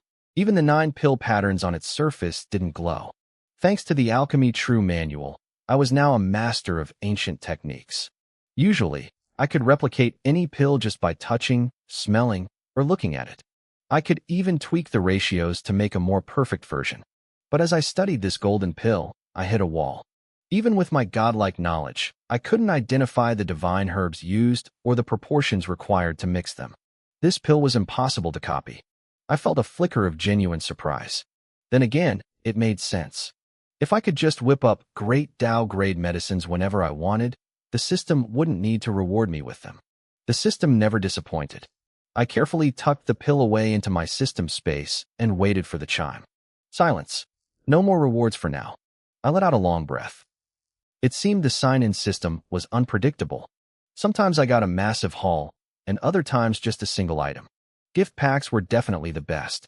If I could get a few more of those, I'd be set for life. I looked at my inventory. The Earth Sword, master of all weapons, and the 9-revolution Earth Pill, a literal second life. I couldn't help but grin. Either one of these items would cause a bloodbath in the outside world, yet I had gained them just by sitting here. This was the true power of having a cheat code. I sat there holding my fishing rod, feeling completely at ease. I started mentally cataloging my current strength. I had the great Tao Chaos body, the #1 physique in existence. I was literally blessed by the heavens. For combat, I had the Hades sword finger and the Overlord sword art, moves that could make gods and demons retreat. For cultivation, I had the Chaos Taishin manual and the Black Tortoise hiding technique. The manual let me absorb any energy, immortal or demonic, and convert it for my own use, ignoring the limits of space. The hiding technique meant nobody could see my true cultivation level unless I allowed it. I realized something then. Without even trying, I had become invincible. Because of the Chaos Taishin manual, I was practicing every second of the day, even while I slept. My actual level felt stuck due to some mysterious force, but the energy I absorbed was constantly tempering my body. My physical skin and bone were already as tough as divine weapons. At this rate, I'd reach physical sainthood in no time. System, I whispered in my mind. You're incredible. I think I love you. Host, please control your emotions, the system replied coldly. This is merely a fraction of my capability. As the unique entity of the myriad realms, I am destined to help you suppress the heavens and push through the ages. This is only the beginning. I curled my lip. The system was getting better at bragging, but I didn't mind. I actually liked hearing it. That evening, I carried my empty fish basket and rod back to the Phoenix Palace. To my surprise, Luo Qingshan was already there. She looked up and gave me a soft, warm smile. You're back, she said gently. Go get ready. It's time for dinner. I froze for a second. It felt so domestic, so normal. This was exactly the kind of life I had always wanted. With my new power, I knew I had to protect this. Anyone who tried to ruin this peace would pay the ultimate price. Luo Qingshan's face flushed slightly as she noticed me staring. The tribe is quiet today, so I came back early. Also, you need to prepare. Tomorrow is the wedding. I smiled and nodded. Whatever you say, I'm ready. I set down my gear and joined her at the table. The spread was incredible. I took a bite and my eyes widened. I didn't know your cooking was this good. It's perfect. I spent a long time in the human realms, she said shyly. I learned a few things. Eat up. I didn't hold back. I started wolfing down the food, and she watched me with a look of pure tenderness, like we had been married for years. Slow down, she laughed. No one is going to steal it from you. I couldn't even answer because my mouth was full. I just kept nodding and grinning. After dinner, we sat by the window, watching the stars. Do I need to do anything for the ceremony tomorrow? I asked. She lowered her head, looking at me with a coy, beautiful gaze. I was just about to tell you. Demon weddings are very similar to human ones. Your robes are ready. Someone will come by later to teach you the etiquette. I have some final preparations to make myself, so according to tradition, I won't be back tonight. She stood up, her cheeks turning a deep crimson, and practically fled the room. I watched her go, my heart feeling heavy with affection. The next morning, a group of maidservants arrived to help me dress in vibrant red wedding robes. An old woman had spent half the night lecturing me on what to do and where to stand. Once the lessons were over, they led me to a natural bathhouse filled with divine water rich in spiritual energy. I stepped into the water, but I wasn't alone for long. Several stunning demon maids, wearing almost nothing, followed me in. They moved to wash me, but I immediately waved them off. I can do this myself, I said firmly. They looked at me with pouting, pitiful expressions. They told me it was the custom of the demon race. As the Empress's husband, I was entitled to the best treatment, and this was their duty. If I kicked those maids out, people would look down on them. But I didn't care. I wasn't just doing it for myself. I was doing it for Luo Qingshan. Taking advantage of these women would be irresponsible to her and unfair to them. I stood my ground. I told them that if they didn't leave, I simply wouldn't bathe. That did the trick. They scurried out, and I finally had some peace. What I didn't know was that word of my refusal reached Luo Qingshan almost immediately. She didn't say a word when she heard it, but a small, satisfied smile played on her lips. She was genuinely happy. As the morning went on, the time finally came. I was placed in a palanquin and carried toward the Empress's palace. The streets were packed. Thousands of demons had gathered to watch the spectacle. I could feel the heat of 1,000 jealous stares from the young demon geniuses in the crowd. The wedding was so sudden, so unexpected. They never thought they had a chance with the Empress. But seeing her marry a human man, that stung. I didn't let it get to me. Following the etiquette old you had drilled into me, I put on a smile and waved at the crowd. The reaction was instant. "Look, the Emperor is waving at us," someone shouted.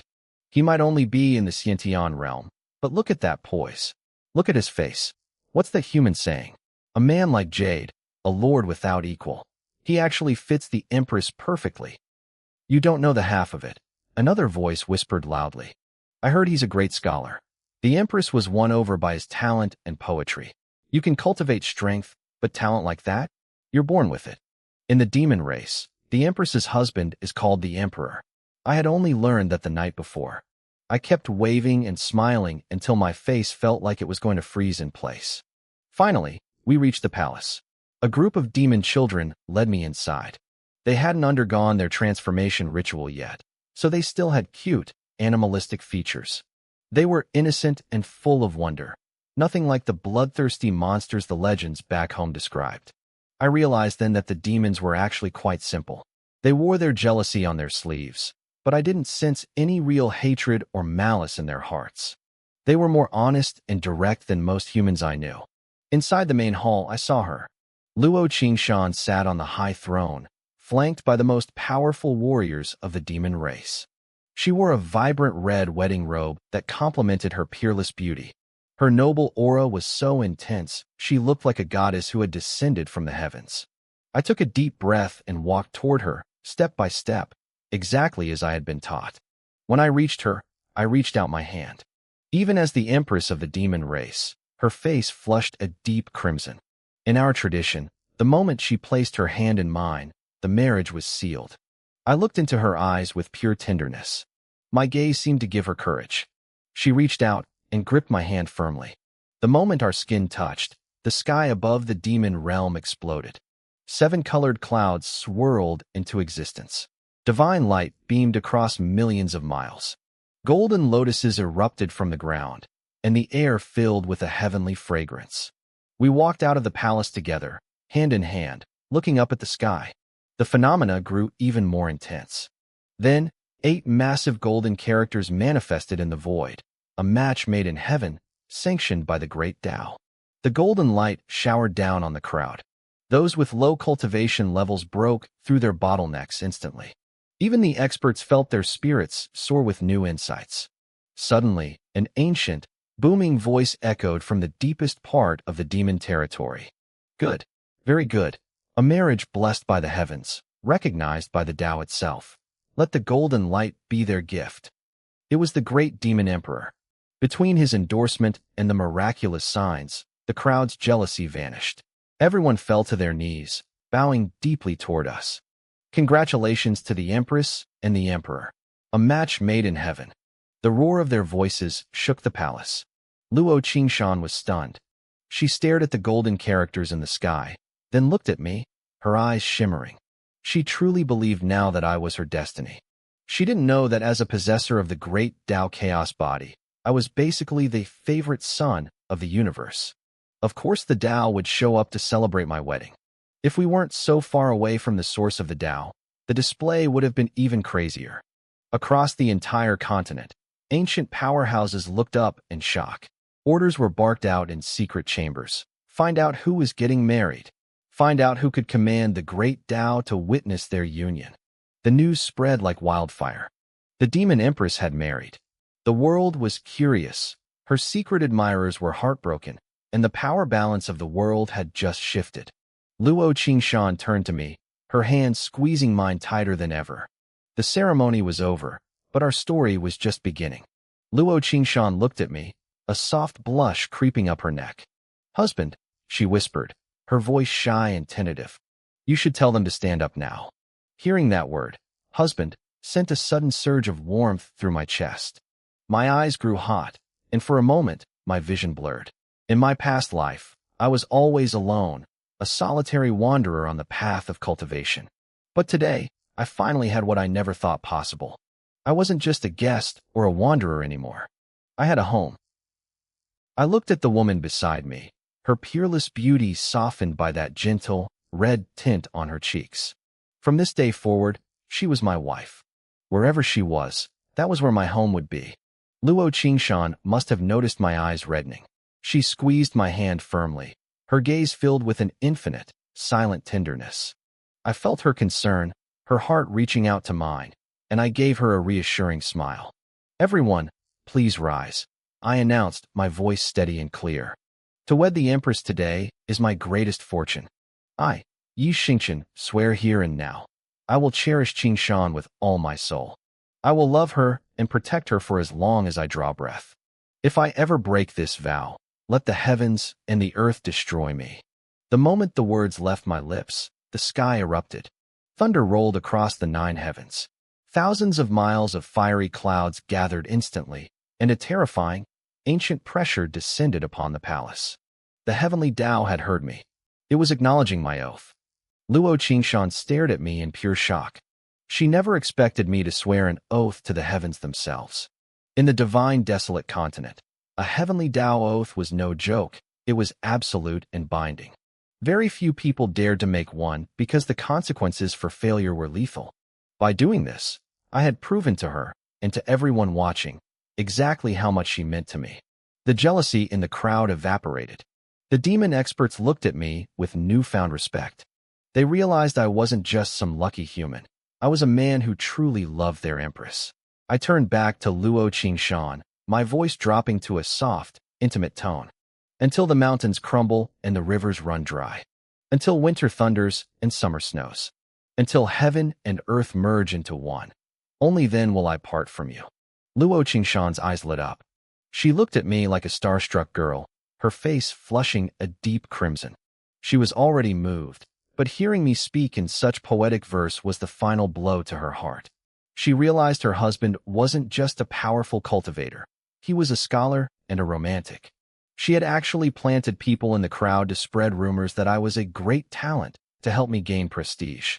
The demon race had always been looked down upon by humans as mere beasts, even after they took human form.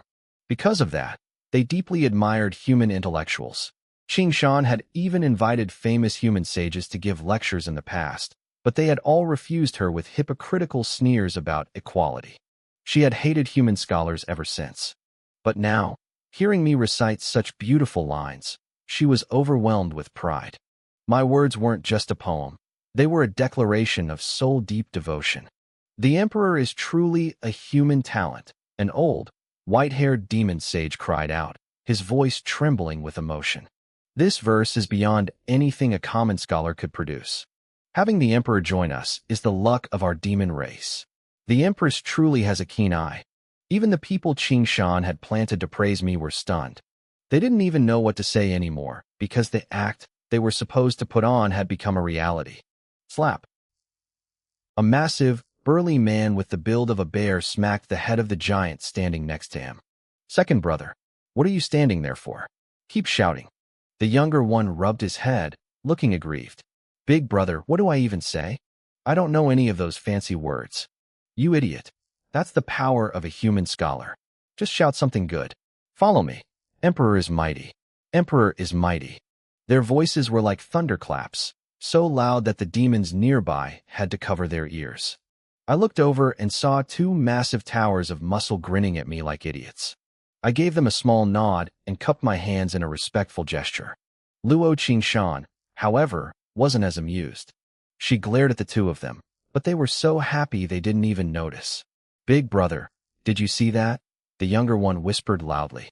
"The emperor bowed to us. He wants us to keep going." "Haha, you're getting smarter, second brother. Let's go again." "Xiong Wufa, Xiong Wutian. Both of you shut up." Qingshan finally snapped. The 2 giants froze, noticed the angry stares from the crowd, and sheepishly scratched their heads, chuckling awkwardly. I couldn't help but laugh. Wufa and Wutian. Lawless and heavenless. Interesting names. Qingshan sighed, a helpless smile on her face. They're a bit slow in the head, but they are incredibly loyal. Their voices are a bit much, but their hearts are in the right place.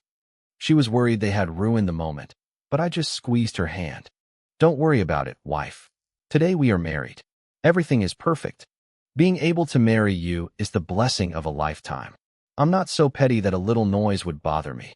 Hearing me call her wife again made her shyly lower her head. We stood there, lost in each other's eyes, our hearts growing closer with every passing second. The rest of the ceremony followed the traditional customs of the demon race. Hand in hand, Qingshan and I began the long walk from the audience hall to the Phoenix Palace. It was a ritual walk to accept the well wishes and toasts of the people. I have to say, though, the demon wine was a struggle. It was bitter, tasteless, and had almost no alcohol in it. To me, it tasted like a mouthful of herbal medicine used to bring down a fever. But looking at the demons around us, they were drinking it down like it was the finest nectar in the world. I just smiled and kept walking, my wife by my side, ready for whatever this new life had in store. I couldn't refuse anyone who wanted to toast us. I just treated that bitter demon wine like herbal tea meant to cool my internal heat. After a long, exhausting day of festivities, Qingshan and I finally made it back to the Phoenix Palace.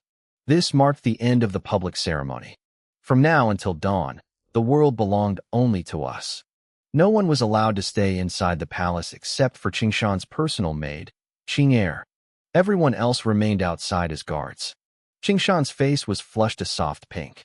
Even though the wine was weak, she seemed a bit tipsy.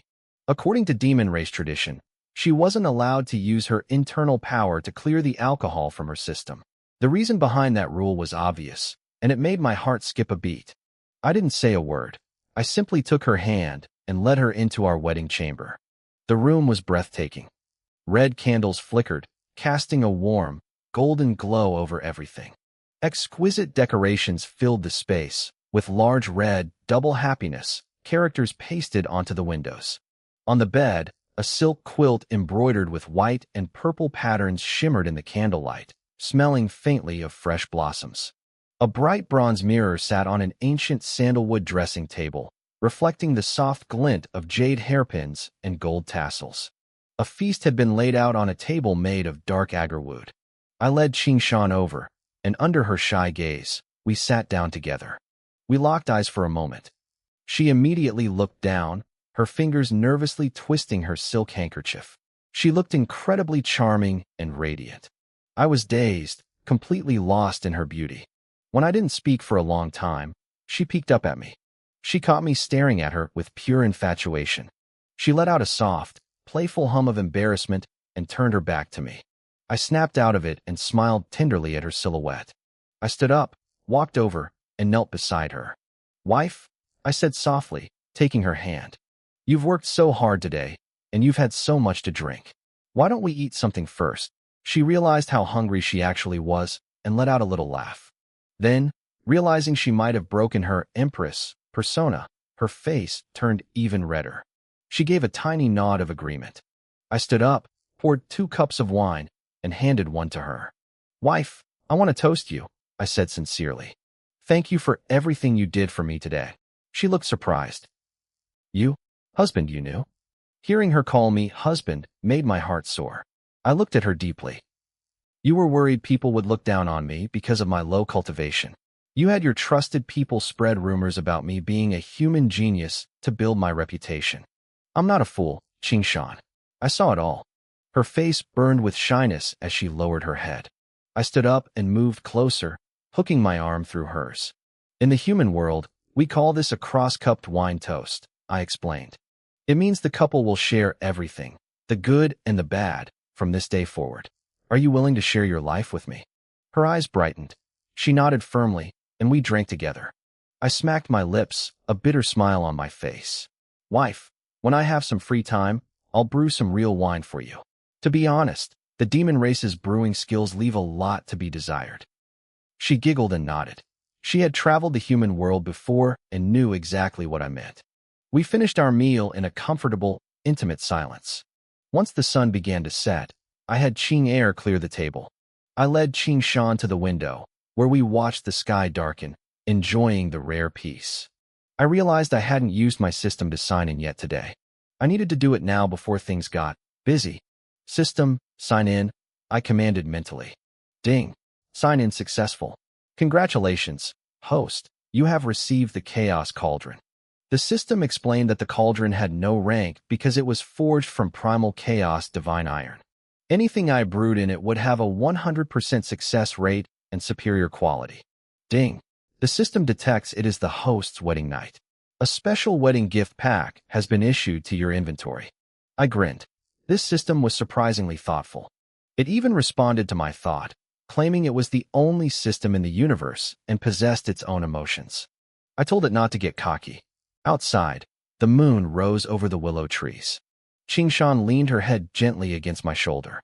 I wrapped my arm around her waist and leaned in close to her ear. "Wife, it's late," I whispered. "Let's get some rest." She let out a soft gasp as I swept her off her feet, carrying her toward the large red bed. I laid her down gently and looked into her eyes. I made a silent vow to protect this woman and make her happy for the rest of her life. "Husband," she whispered, her voice trembling slightly. "It's late. Let's sleep." With a wave of her hand, the candles went out. The room plunged into darkness. Outside, even the moon seemed to hide behind the clouds out of shyness. The next morning, I woke up and looked at the woman in my arms. A wave of tenderness washed over me. Qingshan stirred, her eyes fluttering open.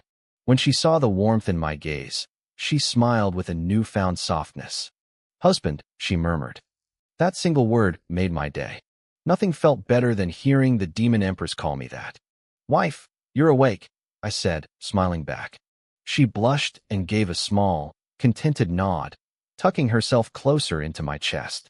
I looked toward the window and saw that the sky was already bright. The morning sun flooded the room, signaling the start of our first day as a married couple. I turned back to the woman in my arms and spoke softly. "Qingshan," I whispered.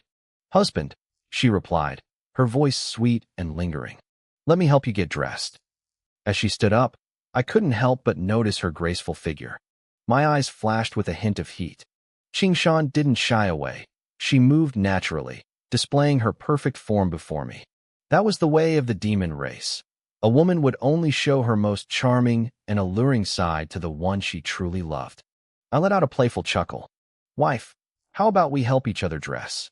Qingshan's face turned a deep shade of crimson. As we got ready, I made sure to take advantage of the situation, stealing touches and kisses that earned me a series of playful glares and eye rolls. Finally, we were decent. Qingshan sat on the edge of the large red bed, looking at me with a shy, expectant gaze.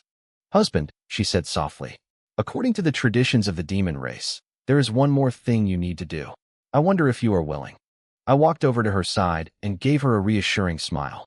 "We are one now. You are the person closest to my heart. Whatever you need, just say the word.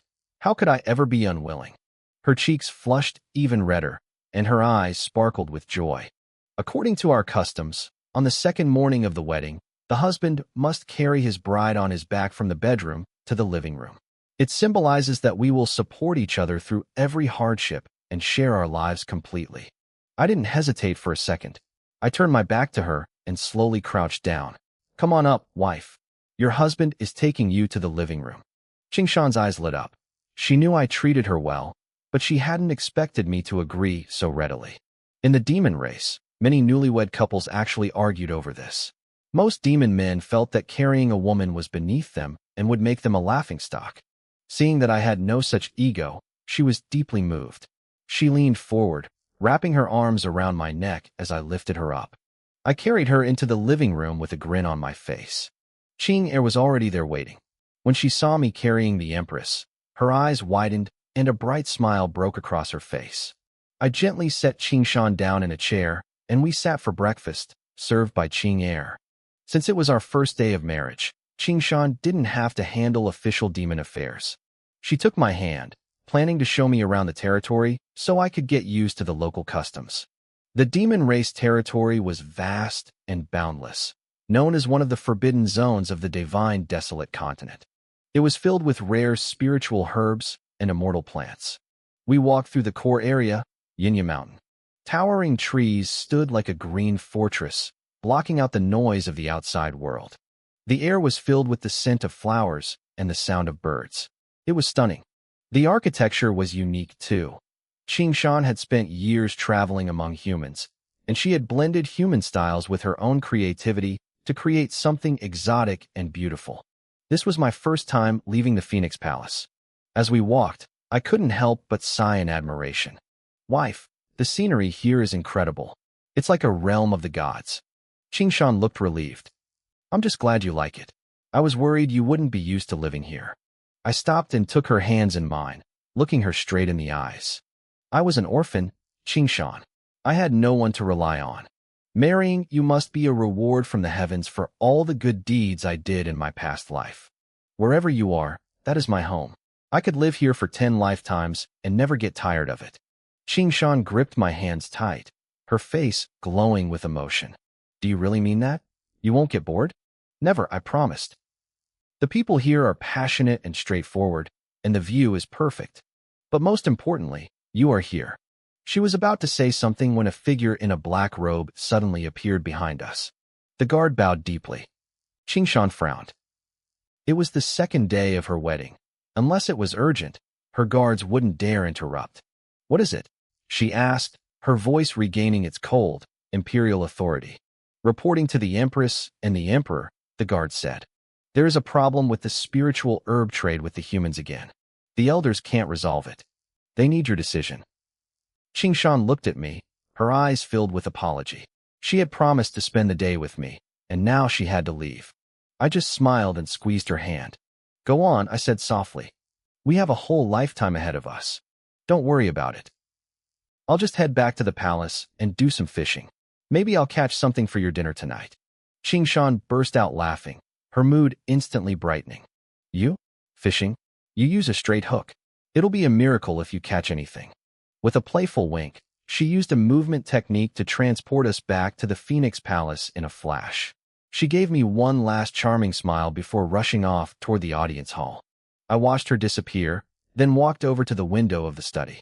I realized I hadn't done my daily sign-in yet, and I still hadn't checked the special wedding gift pack the system gave me yesterday. Now was the perfect time. System, sign in for the day, I commanded. Ding. Sign in successful. Congratulations, host, you have received the sword domain. My heart skipped a beat. The sword domain was the ultimate pinnacle of sword cultivation, a fusion of sword intent, sword heart, and sword desire.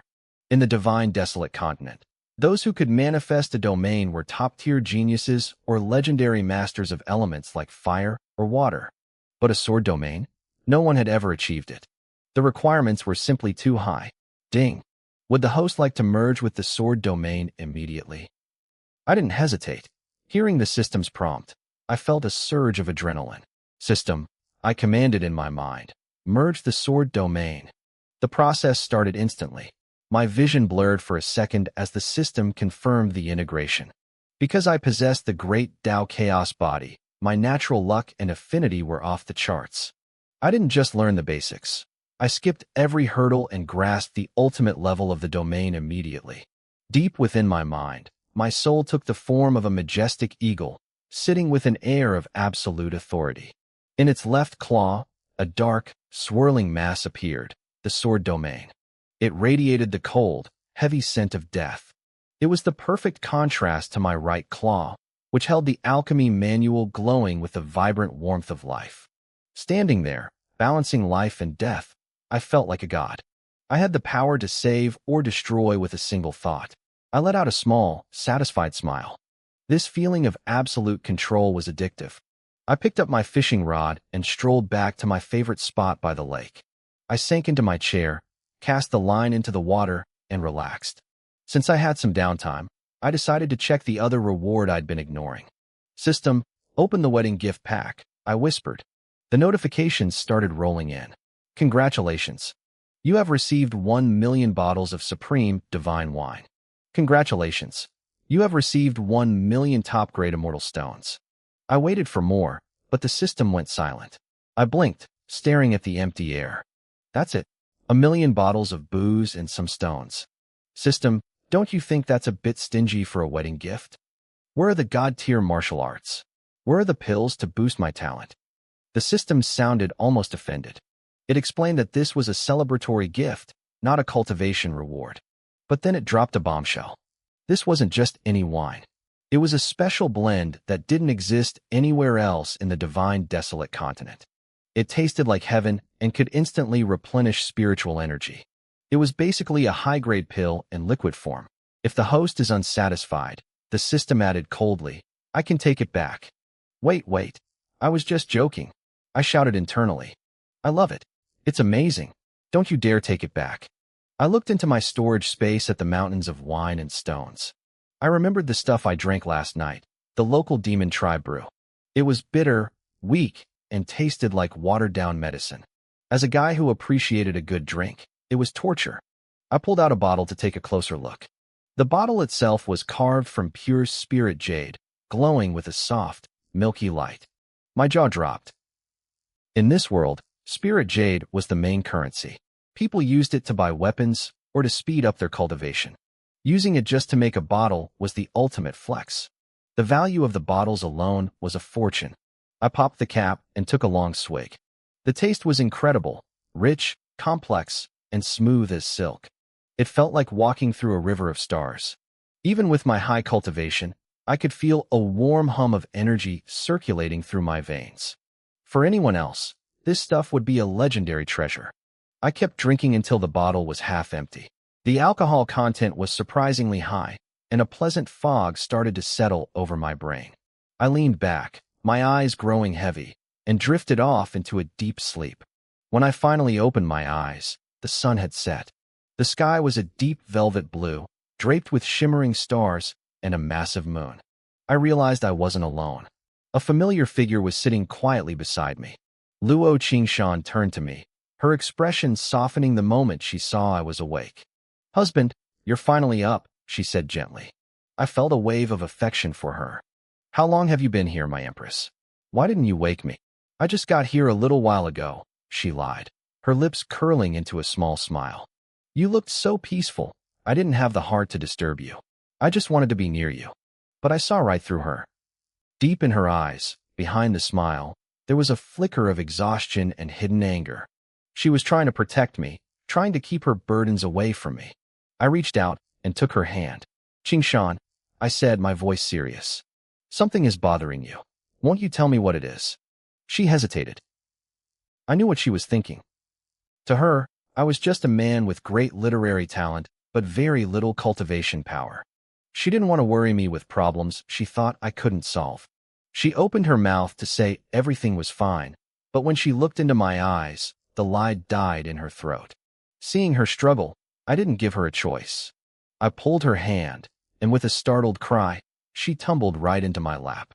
The high and mighty demon empress was suddenly blushing like a schoolgirl in my arms. "We're a team now," I whispered, holding her close. "Tell me everything. I might not be as strong as you yet, but 2 heads are better than 1. Maybe I can help." She didn't pull away. Instead, she let out a long sigh and started playfully tapping my chest, the tension finally starting to break. Luo Qingshan had spent many years living among humans. She understood the metaphors of my world. She looked at me, her face flushing a deep crimson. "If I'm a cobbler, then my husband must be a smelly one too," she teased. Then, she let out a soft, genuine laugh. The frustration that had been clouding her face finally began to lift. She gave me a playful, flirtatious glare. "I didn't want to tell you. I didn't want you to worry about my burdens. But since you asked, I won't lie to you." She took a deep breath, her expression turning serious. "The demon race is powerful, but we have a weakness. We can absorb the energy of heaven and earth to grow stronger, but we still need spirit stones to stabilize our cultivation. More importantly, we need pills. Healing pills, blood replenishing pills, energy recovery pills. We need them all." I listened intently as she continued. "In this world, only humans can become alchemists. Even among humans, they are incredibly rare. A decent alchemist is a treasure that every major sect fights over. We demons have no one who can refine pills. Our only advantage is our land. The demon territories are overflowing with rare herbs and celestial plants." Her eyes flashed with a sudden spark of anger. "We use these herbs to trade with humans for spirit stones and finished pills. It's the only way our people can survive and grow." I saw the resentment bubbling in her gaze. I gently patted her hand and smiled. "Let me guess, the humans buying your herbs are squeezing you? They've dropped the prices so low it's insulting." Qingshan nodded, her voice filled with helplessness. I once traveled to the human lands myself. I offered incredible rewards, trying to hire even a single alchemist to live among us. No one would come, not for any price. Now, we sit on a mountain of treasure we can't use. We are forced to let the humans dictate the price. We have no choice. I chuckled softly. Is that all? If they're being unfair, why not just sell to someone else? Or go to the human markets yourselves? I tried that too, she sighed. I took our herbs to the human cities. But almost every alchemist in the human realm belongs to the Shanqing Palace. They have a monopoly. No one dared to buy from us. Even though our herbs are 10 times more potent than theirs, the merchants were too afraid of offending the Shanqing Palace to even look at our stock. I understood immediately. It was a classic monopoly. The Shanqing Palace knew the demons were desperate for spirit stones and pills. Since they controlled the supply of alchemists, they controlled the market. They had the demon empress by the throat, and they knew it. The people here right now to buy your herbs, I said, my voice dropping an octave. They're from the Shanqing Palace, aren't they? She gave a small, defeated nod. Seeing her like this made my blood boil. It was one thing to play hardball in business, but bullying my woman was crossing a line. I looked her straight in the eyes. Qingshan, do you trust me? She didn't hesitate. A soft smile touched her lips. You are my husband. You are the person closest to me in this world. Of course I trust you. I felt a surge of pride. This was the empress of the demon race, a woman of supreme power and imperial dignity. Yet, here she was, tucked into my arms like a regular girl, showing me her most vulnerable side. The people from the Shanqing Palace, I asked. They haven't left yet, have they? No, she replied. The price they offered this time was so low it's practically theft. I haven't agreed yet, but if we don't reach a deal by tomorrow, they'll leave. If that happens, all the herbs our people gathered will rot. It will be a total loss. I tightened my grip around her. Since you trust me, leave the herb business to me tomorrow. Don't worry about it anymore. Your husband will handle everything. Qingshan looked at me with a gaze full of tenderness. I could tell she didn't actually believe I could solve a diplomatic and economic crisis involving the world's most powerful alchemy sect. But she nodded anyway. She had lived among humans long enough to know that a man's pride is a delicate thing. She was willing to let me try, even if she had to clean up the mess later. Without another word, I swept her up into my arms. She let out a startled cry as I carried her toward the Phoenix Palace. She hid her blushing face against my chest, her heart thumping wildly against mine. Meanwhile, in a luxury guest wing of the palace, an old man with white hair and deep wrinkles sat sipping tea. He was an immortal emperor, radiating a terrifying pressure. Beside him sat a middle-aged man, grinning ear to ear. Father, the younger man said, by dropping the price again, we're going to make a fortune. These demons are pathetic. They have all the resources in the world, but no brains to use them. As long as they need pills, they'll have to crawl to us. The old man smirked. This price is right at their breaking point. If Luo Qingshan doesn't agree by tomorrow, we'll raise it just a tiny bit to give her hope. Their herbs are 5 times cheaper than human ones and twice as strong. It's a gold mine. The younger man's eyes turned predatory. I heard Luo Qingshan got married recently. Even the great Dao sent blessings. I wonder what kind of man was lucky enough to land a beauty like her. He licked his lips, thinking of the Empress's perfect figure. Keep your mind on business, the old man snapped. Luo Qingshan is a sovereign. The only reason she's polite to us is because she needs our pills. If the demons had even one alchemist of their own, she wouldn't be hosting us personally. She would have thrown us out of the demon realm the moment we opened our mouths. Don't underestimate her. She is not someone you want to provoke. The middle-aged man snapped back to reality after his father's warning. He smiled sheepishly and went quiet, but a lingering heat stayed hidden deep in his eyes. He couldn't help it. The thought of the Empress was intoxicating. The next morning, I was drifting in that half-awake state when I felt something tickling my nose. I opened my eyes to find Luo Qingshan lying in my arms. She was using a strand of her long hair to tease me, a playful smirk on her lips. I didn't say a word. I just reached out and let my hand wander, firmly grasping one of her soft, towering peaks. Her smile vanished, replaced by a deep crimson blush. She let out a soft, breathless moan and gave me a look that could melt stone, half annoyed, half longing. She felt the sudden shift in the air and tried to scramble away, but I was faster. I pulled her back into my chest, locking her in my embrace. She saw the fire in my eyes and started to stutter. "Husband, it's daylight.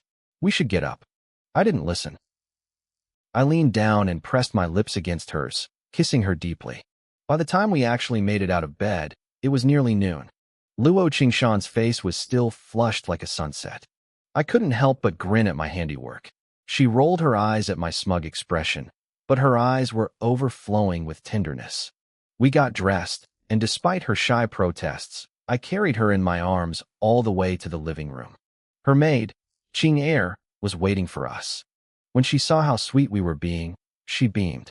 It was clear to her that the Empress had finally found someone she truly loved. We finished a late lunch, served by Qing Er, when a man in black robes entered to report. It was Wei Donglai, the head of Luo Qingshan's guards. He was a man of few words, steady and fiercely loyal. "The people from the Shangqing Palace are getting impatient," Wei Donglai said. "They said if the Empress doesn't show up now, they're leaving." The elders couldn't hold them back any longer. Luo Qingshan nodded. She glanced at me, finding me watching her with a calm smile. She cleared her throat, regaining her regal composure. "I understand. Tell them I'll be there shortly." Wei Donglai bowed and vanished.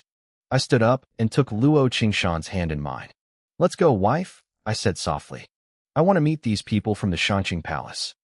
I want to see what kind of legendary monsters they think they are to be this arrogant. They've caused you enough stress. For that alone, I'm not going to let them off easy." Luo Qingshan gave me a shy, grateful smile. But Qing Er couldn't hold back. "My lord, you don't know the half of it," she blurted out. "The Empress meets them personally just so our people have enough spirit stones and pills for cultivation. But every time, they act like they own the place. They push the price of our herbs lower and lower. It makes the Empress so angry, and the elders are sick of it. She only puts up with their insults for the sake of the demon race." I looked at Luo Qingshan and felt a pang of protectiveness. I squeezed her hand. "Let's go. Leave everything to me today. You just sit back and watch." The touched look in her eyes was all the thanks I needed. She wrapped her power around me, and we soared through the air toward the main palace hall. As we landed, the guards bowed low, their eyes filled with genuine admiration. To them, I wasn't just a human. I was a scholar and the man who stood by their empress. Inside the hall, the white-haired old man sat leisurely in a high-backed chair. His son was fidgeting, constantly glancing toward the entrance. Opposite them, dozens of demon elders sat with faces like thunder, clearly pushed to their limit by the duo's arrogance. Suddenly, a powerful imperial pressure filled the room. Luo Qingshan appeared at the entrance, and I was right there beside her, holding her hand. When the two men from the Shangqing Palace saw me, a man, walking hand-in-hand with the Empress, their eyes narrowed. I didn't give them a second glance. I led Luo Qingshan straight up the steps to the twin thrones at the head of the hall. The old man and his son lost their cool. Those seats symbolized the highest power in the demon realm. Only the Empress and her husband were allowed to sit there. The elders confirmed their fears. As we sat, they all rose and bowed in unison. "Greetings, Empress. Greetings, Emperor Consort." Luo Qingshan sat with cold dignity. "Elders, please be seated." The elders sat, but the two guests from the Shangqing Palace stayed standing, their chins tilted so high they were practically looking at the ceiling. Luo Qingshan's eyes flashed with anger. The elders were fuming. The two humans, however, were focused entirely on me. They swept their divine sense over me and realized I was human. Even worse, my cultivation appeared to be at the lowly Xiantian realm. I saw the flash of mockery in their eyes. To them, the fact that the great demon empress had married a weak human was a joke that would make the whole world laugh. They felt the elders' glares and gave a half-hearted, lazy bow to Luo Qingshan. They ignored me completely. To them, a Xiantian-level piece of trash wasn't worth their time. Luo Qingshan was about to explode, but I reached over and squeezed her hand. I gave her a small, reassuring nod. Then, I looked down at the two men with a face as calm as a still pond. "Guards," I said, my voice echoing through the hall. "Seize them. Throw them into the blazing fire cave. Let them experience some real demon hospitality. The elder's eyes lit up. My status was equal to the Empress, and since she didn't stop me, it meant I was in charge. A dozen powerful auras erupted instantly. Every elder in that room was a sovereign, and their combined pressure slammed into the two humans like a tidal wave. The white-haired old man gasped, his arrogance vanishing in an instant as the weight of 30 sovereigns crashed down on his shoulders. The old man's face transformed instantly. His arrogance withered, replaced by pure terror. Beside him, the middle-aged man fared even worse. The crushing pressure of 30 sovereigns slammed him into the floor. He lay there, pinned like an insect, unable to move a single finger. This wasn't how they expected the meeting to go. "Who do you think you are?" the white-haired man, Han Chuanluo, shrieked. "I am an elder of the Shangqing Palace. If you touch us, the trade deals are over. No one in the entire Godwild wilderness will dare buy your herbs if you offend us. Do you want the whole demon race to become enemies with the Shangqing Palace?" He kept shouting, trying to sound brave, but his voice trembled. He couldn't understand it. He and his son had always been arrogant here because they represented a top-tier human power. They thought they were untouchable. But this human man sitting next to the Empress, this Yi Xingqian, wasn't playing by the rules. He didn't care about politics. He just wanted them gone.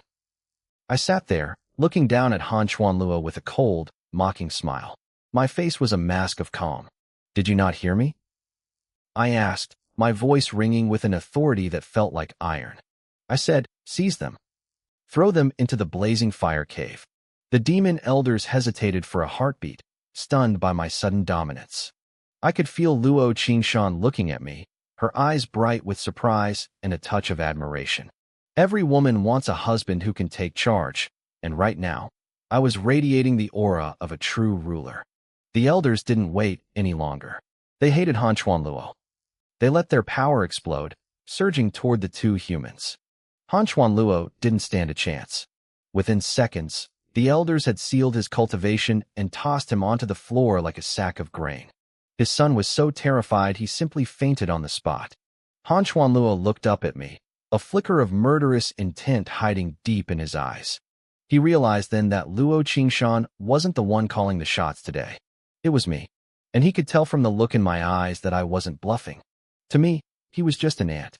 "Wait," he screamed as the guard stepped forward. "Wait, we can talk. We can negotiate the herbs. Anything can be discussed." He was sweating now. He knew that if he actually ended up in the blazing fire cave, his sect might eventually complain, but he'd be dead or broken long before then. I raised a hand, and the elders stopped in their tracks. I leaned forward, my expression bored. "Han Chuanluo, right?" I said. "You still don't get it. I don't care about the herb trade.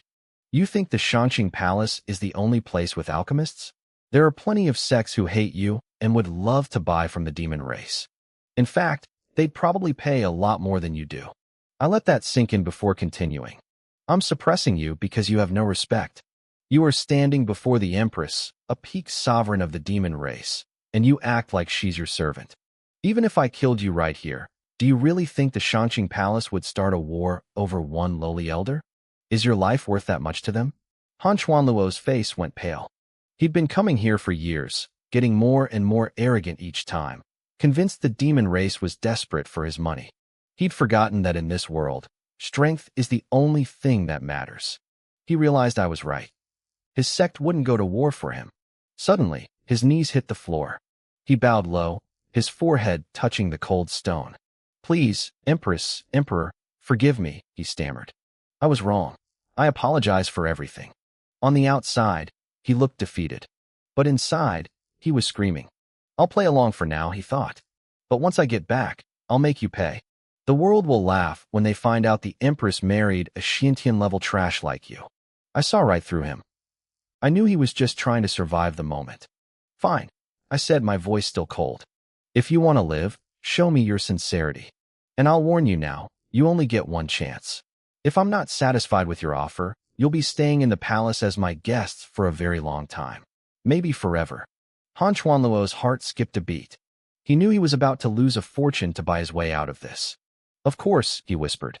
"I will show the utmost sincerity." I smiled then, a thin, dangerous smile. Elders, I said, my tone suddenly polite. Why is Elder Han still on the floor? Help him up. Give him a seat. We shouldn't treat our guests so poorly. The elders blinked, confused by my sudden change in mood, but they quickly pulled the trembling man to his feet. They left his son unconscious on the floor. I hadn't given orders to move the boy, so they didn't bother. Han Chuanluo sat down, his hands shaking. He looked at me, realizing that despite my low cultivation, I had completely dismantled him. I had seen through every card in his hand before he even played them. He was trapped, and he knew it. I knew exactly what Han Chuanluo was thinking. He was terrified. If word got out that he was buying demon race herbs at 1/5 of the market price, everyone would assume the Shanqing Palace ordered it. To save their own reputation, the sect would sacrifice him and his son in a heartbeat. He had been too greedy, and now I had him exactly where I wanted him. Han Chuanluo looked up at me cautiously. He offered to pay back the price difference from all their previous trades and promised to buy our current stock at double the market rate. Luo Qingshan turned to look at me, her eyes shining with joy. Below us, the elders looked stunned. They couldn't believe my simple words had broken a man as arrogant as Han Chuanluo. He wasn't just backing down, he was begging to overpay. I didn't say anything at first. I just gave him a casual glance. Even though I was only showing Xintian-level strength, I let a tiny sliver of my true pressure leak out. To a powerful cultivator like him, it felt like staring into the eyes of an ancient, starving beast. He started trembling again, unable to understand how a weakling like me could make his soul shudder. He scrambled to his feet and bowed low, asking for my final terms. I kept my voice flat, but I let the authority of a ruler ring through the hall. I told him to hand over both his and his son's storage rings and get out. I made it clear the demon race wasn't a place where he could play his games anymore. Han Chuanluo didn't hesitate. He handed the rings to an elder immediately. He was a survivor, and he realized my aura wasn't something a normal person possessed. He grabbed his unconscious son, bowed one last time to me and Luo Qingshan, and fled the palace. Luo Qingshan stared at me, her gaze filled with wonder. We hadn't been together long, and our marriage started as an accident, but I could tell she was seeing a side of me she never expected. She looked proud. She looked happy. To her, I was finally acting like the man who would stand by her side forever. I leaned over and smiled at her. I told her not to be shocked. I explained that I was just taking back what they had stolen from her people. I knew those rings probably only held spirit stones. Han Chuanluo was too smart to carry his real treasures into enemy territory, but it was enough. I also warned her that someone else was likely behind this. Two men wouldn't have the guts to scam an empress without backing. The elders opened the rings and found millions of spirit stones. Luo Qingshan ordered the great elder, Wan Qianli, to use the funds for the tribe's cultivation and to send a team to the human lands to buy healing pills. As Wan Qianli gathered the stones, I felt a bit awkward. I cleared my throat, my previous bossy attitude vanishing. I told her there was no need to go to the human lands for pills. Luo Qingshan giggled, confused by my sudden change in tone. She thought I was just being modest or worried about the cost. She started explaining that we could find other human sects to trade with, but I cut her off. I rubbed the back of my head, feeling a bit sheepish. I told her that we didn't need to buy pills because I knew how to refine them myself. I couldn't exactly tell her about the system or the god-level knowledge I'd just gained, so I just stood there, hoping she'd take my word for it. Some secrets are just too heavy to share. I felt a flicker of fear deep down. Not long ago, I was just an ordinary guy. Now, I was claiming to be a master alchemist. I worried that Luo Qingshan might start overthinking things or doubt who I really was. The entire hall went silent. Every member of the demon race, including the Empress, stared at me with wide eyes. They looked like they'd seen a ghost. Great Elder Wan Qianli was the first to break the silence, his voice trembling with excitement. He asked if I was truly an alchemist. Their gazes were intense, almost burning. I felt a bit guilty as I looked over at Luo Qingshan, but I didn't see anger in her eyes. Instead, she looked thrilled. It was the look of a wife who was incredibly proud of her husband, hoping he would soar to new heights. I smiled and took her hand. I told her I hadn't meant to keep it from her. Before I could finish my explanation, she squeezed my hand tight. She told me she believed in me. She said I was her husband, the man she trusted most in this world. I was genuinely moved. I gripped her hand back, a wave of happiness washing over both of us. The elders standing nearby looked incredibly awkward. They were just watching their empress and her consort trade sweet words like a couple of teenagers. Still, they were happy for her. They had watched her grow up and knew how lonely she had been for the sake of the tribe. Seeing her this happy made them feel at peace. Finally, the great elder cleared his throat to bring us back to reality. Luo Qingshan's face turned bright red. I turned to Wan Qianli and told him to make arrangements. I wanted to refine pills in front of the entire tribe tomorrow. I told him I had a massive surprise for everyone and needed a space large enough to hold the whole clan. The elder's eyes lit up. Wan Qianli suggested the Myriad Demon Square. It was the heart of the tribe, where disciples gathered for major events. It was perfect. I nodded and told them to get started. They bowed deeply, their excitement palpable, and hurried off to prepare. Once they were gone, Luo Qingshan looked more content than I'd ever seen her. I leaned in close to her ear, a mischievous grin on my face. I asked her if I'd earned a reward for doing something so great for the tribe. She rolled her eyes at me playfully, looking absolutely stunning. She asked what kind of reward I had in mind. I whispered something into her ear that made her face flush instantly. She hid her face in my chest, playfully hitting me and calling me a bad husband for teasing her. I pulled her into a tight hug. It felt good to be the only person in the world who could make the powerful demon empress act this shy. I wondered when I'd actually get to see that wish come true. Our moment was interrupted when a guard in black robes appeared. He bowed low, greeting us both. Luo Qingshan's warmth vanished, replaced by her cold, regal authority. She asked what was going on. The guard reported that an envoy from the Great Yin Empire had arrived. Luo Qingshan frowned. I asked her what the deal was with this empire. She realized I didn't know much about the power structures of the Shunhuang continent. She explained that the Great Yin Empire was a top-tier human power. Her tribe had no dealings with them, so their sudden arrival was strange. I lost interest immediately. Politics sounded boring. Seeing my expression, she smiled and told me I could head back to the Phoenix Palace or explore the grounds if I was bored. She had to handle this, but she promised to find me as soon as she was done. She knew I liked peace and quiet. I didn't need to be told twice. I stood up, gave her a quick smile, and practically bolted toward the Phoenix Palace. Once I was back, I grabbed my fishing rod and headed straight for the pavilion in the middle of the lake. I cast my line and settled into my chair, feeling completely relaxed. But I hadn't forgotten the most important task of the day. I called out to my system to sign in. The system chimed. I had received a reward, the Heavenly Demon Transformation Tower. My heart nearly stopped. This was an ancient artifact of the demon race, a divine treasure formed by heaven and earth. It had no rank because it was beyond such things. Its power was incredible. Any demon who hadn't yet undergone their human transformation could enter the tower and transform instantly, skipping the dangerous heavenly tribulations entirely. It had been lost since the ancient war between immortals and demons. I literally jumped out of my chair. This was a game changer. I had just signed in and walked away with the ultimate treasure of the demon race. The system explained that I just needed to infuse it with a bit of immortal energy to return it to its full size. I looked at the tiny tower sitting in my system space, my mind racing with the possibilities. Would you like to hear what happens when I reveal this treasure to the tribe tomorrow?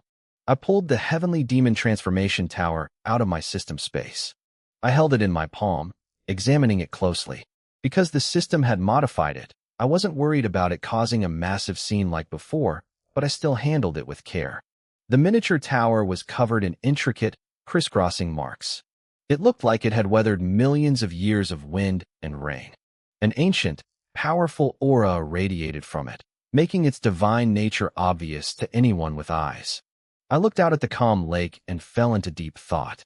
How exactly was I going to give this to my wife? Meanwhile, back in the audience hall, two men sat in the guest chairs. One was a middle-aged man in bright yellow brocade robes, and the other was a younger man.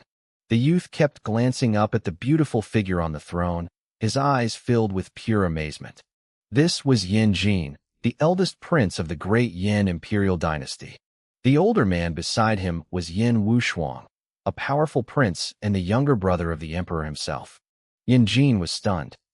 He had heard the rumors about the demon empress, Luo Qingshan. People said she was peerlessly beautiful and incredibly powerful, with countless admirers across the human race. Seeing her in person, he realized the rumors didn't even do her justice. It was a shame she had suddenly married.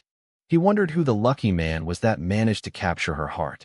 Yin Wushuang stood up and addressed her. He explained that in 1 month, the great Yin dynasty would host its first ever grand auction and a gathering for young disciples. He wanted the empress to attend.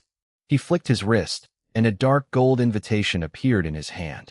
A surge of mysterious energy carried the letter through the air until it floated right in front of Luo Qingshan. Luo Qingshan reached out and took it. Her voice was calm and majestic as she spoke. She noted that since Prince Yin had come personally to invite her, she would naturally attend. She asked which other powers would be there. Yin Wushuang smiled with pride. He told her that as a top-tier power in the world, Great Yin had invited every major sect and clan. He promised the auction items wouldn't disappoint her. Luo Qingshan nodded, feeling a spark of genuine interest. She agreed to go and ordered her servants to take the guests to rest and treat them well. However, Yin Wushuang politely declined, stating they had to head back to prepare. Yin Jin looked a bit disappointed to leave so soon, but he bowed respectfully to her before they departed. Luo Qingshan watched them go and fell into thought. Once I finished refining the pills I had promised, she figured she could use the auction to set up a long-term partnership with the great Yin dynasty. The demon race was about to change because of me. Thinking of me made her expression soften. She remembered the nervous look on my face when I told her I could refine pills. She could feel how tense I was, like I was terrified of losing her. To her, that fear was proof of my love. Even though I had wanted to explain myself, she had stopped me. She believed in me, and that was enough. She looked toward my palace, a tall figure appearing in her mind. She remembered the things I had whispered in her ear, and her face turned bright red. She touched her lips, blushing as she whispered to herself. She called me a troublemaker, but her eyes were full of tenderness. She promised herself that if I really succeeded in refining those pills, she would agree to my special requests. She smiled and vanished, heading toward my palace. Inside, I was busy in the kitchen. Delicious aromas were already wafting through the halls. When she saw me working away, she smiled and walked toward me. That night, she fell asleep in my arms with a look of pure contentment. Watching her sleep, I felt a surge of pride. In my past life, I had nothing. Now, I had power and a woman who truly loved me. She was my bottom line. I couldn't even imagine what I would do to the world if anything ever happened to her. The next morning, we both got ready in silence. We knew today was important. When we arrived at the Myriad Demon Square, the place was packed. Almost every demon who could take human form was there. As we walked in hand, the crowd bowed in unison. They greeted the Empress and then greeted me as the Emperor. We stood on the central platform. I looked down at the crowd and saw the respect and admiration in their eyes. I turned to Luo Qingshan, who was looking at me with a mix of helplessness and affection. I felt encouraged and was about to step forward when she grabbed my hand. She leaned in and whispered something in my ear that made my eyes light up with excitement. She gave me a playful, charming look and told me to just try my best. Even if the pill refining failed, she promised she would still grant me my request. I gave her a reassuring look and walked to the edge of the platform. Up in the void, the hidden ancestors of the demon race were watching us. They whispered to each other through mental transmissions. One ancestor noted that while I appeared to be only in the Xiantian realm, he felt my true power was far beyond that. The others agreed. They weren't worried about me being a threat, though. One old ancestor joked that it was obvious how much we loved each other. You could practically see the sparks flying between us. After all, I was the man their empress had chosen. The ancestors watching from the void were impressed. They realized the empress's vision was far superior to theirs. She hadn't just chosen a handsome face. She had seen the extraordinary potential within me from the very start. One of the oldest ancestors, Luo Zuanliu, watched me with a soft expression. She didn't care about power or politics anymore. She just wanted Luo Qingshan to be happy. Down on the platform, I scanned the crowd. My eyes landed on two massive, honest-looking men standing near the front. I remembered them well. They were the brothers, Xiong Wufa and Xiong Wutian. A thought struck me, and I smiled, waving them over. I called out their names and told them to get up on the platform because I had a job for them. They both froze, looking around like they couldn't believe their ears. It wasn't until the other demons pushed them forward that they snapped out of it. Xiong Wufa looked at me with wide eyes and asked if I was really calling for them. He even called me Big Brother Emperor. The crowd erupted into good-natured laughter. But the great elder, Wan Qinli, wasn't amused. He stepped forward, face red with anger, and scolded them for being disrespectful. He actually tried to have them dragged away for being too casual with me. I just smiled and stopped him. I told everyone that they weren't wrong to call me that. If they were willing to call me their big brother, then I was more than happy to claim them as my brothers. The atmosphere shifted instantly. The ancestors in the void looked surprised, and the crowd below was stunned. They had never met a leader so down-to-earth and bold. The elders who had seen my ruthless side before were now seeing my heart. In that moment, they didn't just accept me because of the Empress. They accepted me as their emperor because of who I was. I projected my voice across the square, telling everyone they could call me emperor or they could call me big brother. We were all family here, and I didn't care about stiff rules. The younger demons looked at each other, their eyes burning with excitement. Thousands of them bowed in unison, their voices thundering as they shouted, "Greetings, big brother." I had won them over with just a few words. Even the hidden ancestors nodded in approval, bowing slightly toward the depths of the palace in a sign of respect to the lineage. I told the crowd that since they recognized me as their leader, I was going to give them a surprise. I beckoned the two Xiong brothers to come closer. They walked up, looking like two giant, happy puppies waiting for instructions. Then, with a massive thud that shook the platform, I summoned a dark, heavy cauldron. It glowed with a divine light that made everyone gasp. I told them this was the Chaos Cauldron. I made it clear that no one besides me could ever move it or put it away. It was staying right here on this platform forever. I saw the two brothers eyeing the glowing cauldron, their muscles twitching with curiosity. I knew exactly what those two meatheads were thinking. I laughed and asked if they wanted to try and lift it. Their eyes lit up, and they nodded vigorously. The crowd started whispering. The Xiong brothers were known as the strongest in the demon race when it came to raw power. Some wondered if they could actually move it, but others reminded them of what I just said. If I said it couldn't be moved, it couldn't be moved. Xiong Wufa went first. He crouched down, wrapped his massive arms around the cauldron, and strained until the veins in his neck looked like they were going to burst. He roared, releasing a terrifying pressure that made the nearby demons recoil. He even tapped into his true immortal cultivation, pushing his strength to the absolute limit. The cauldron didn't even flicker. His brother, Xiong Wutian, saw his brother's face turning purple and jumped in to help. The two strongest men in the tribe teamed up, pouring every ounce of strength they had into the effort.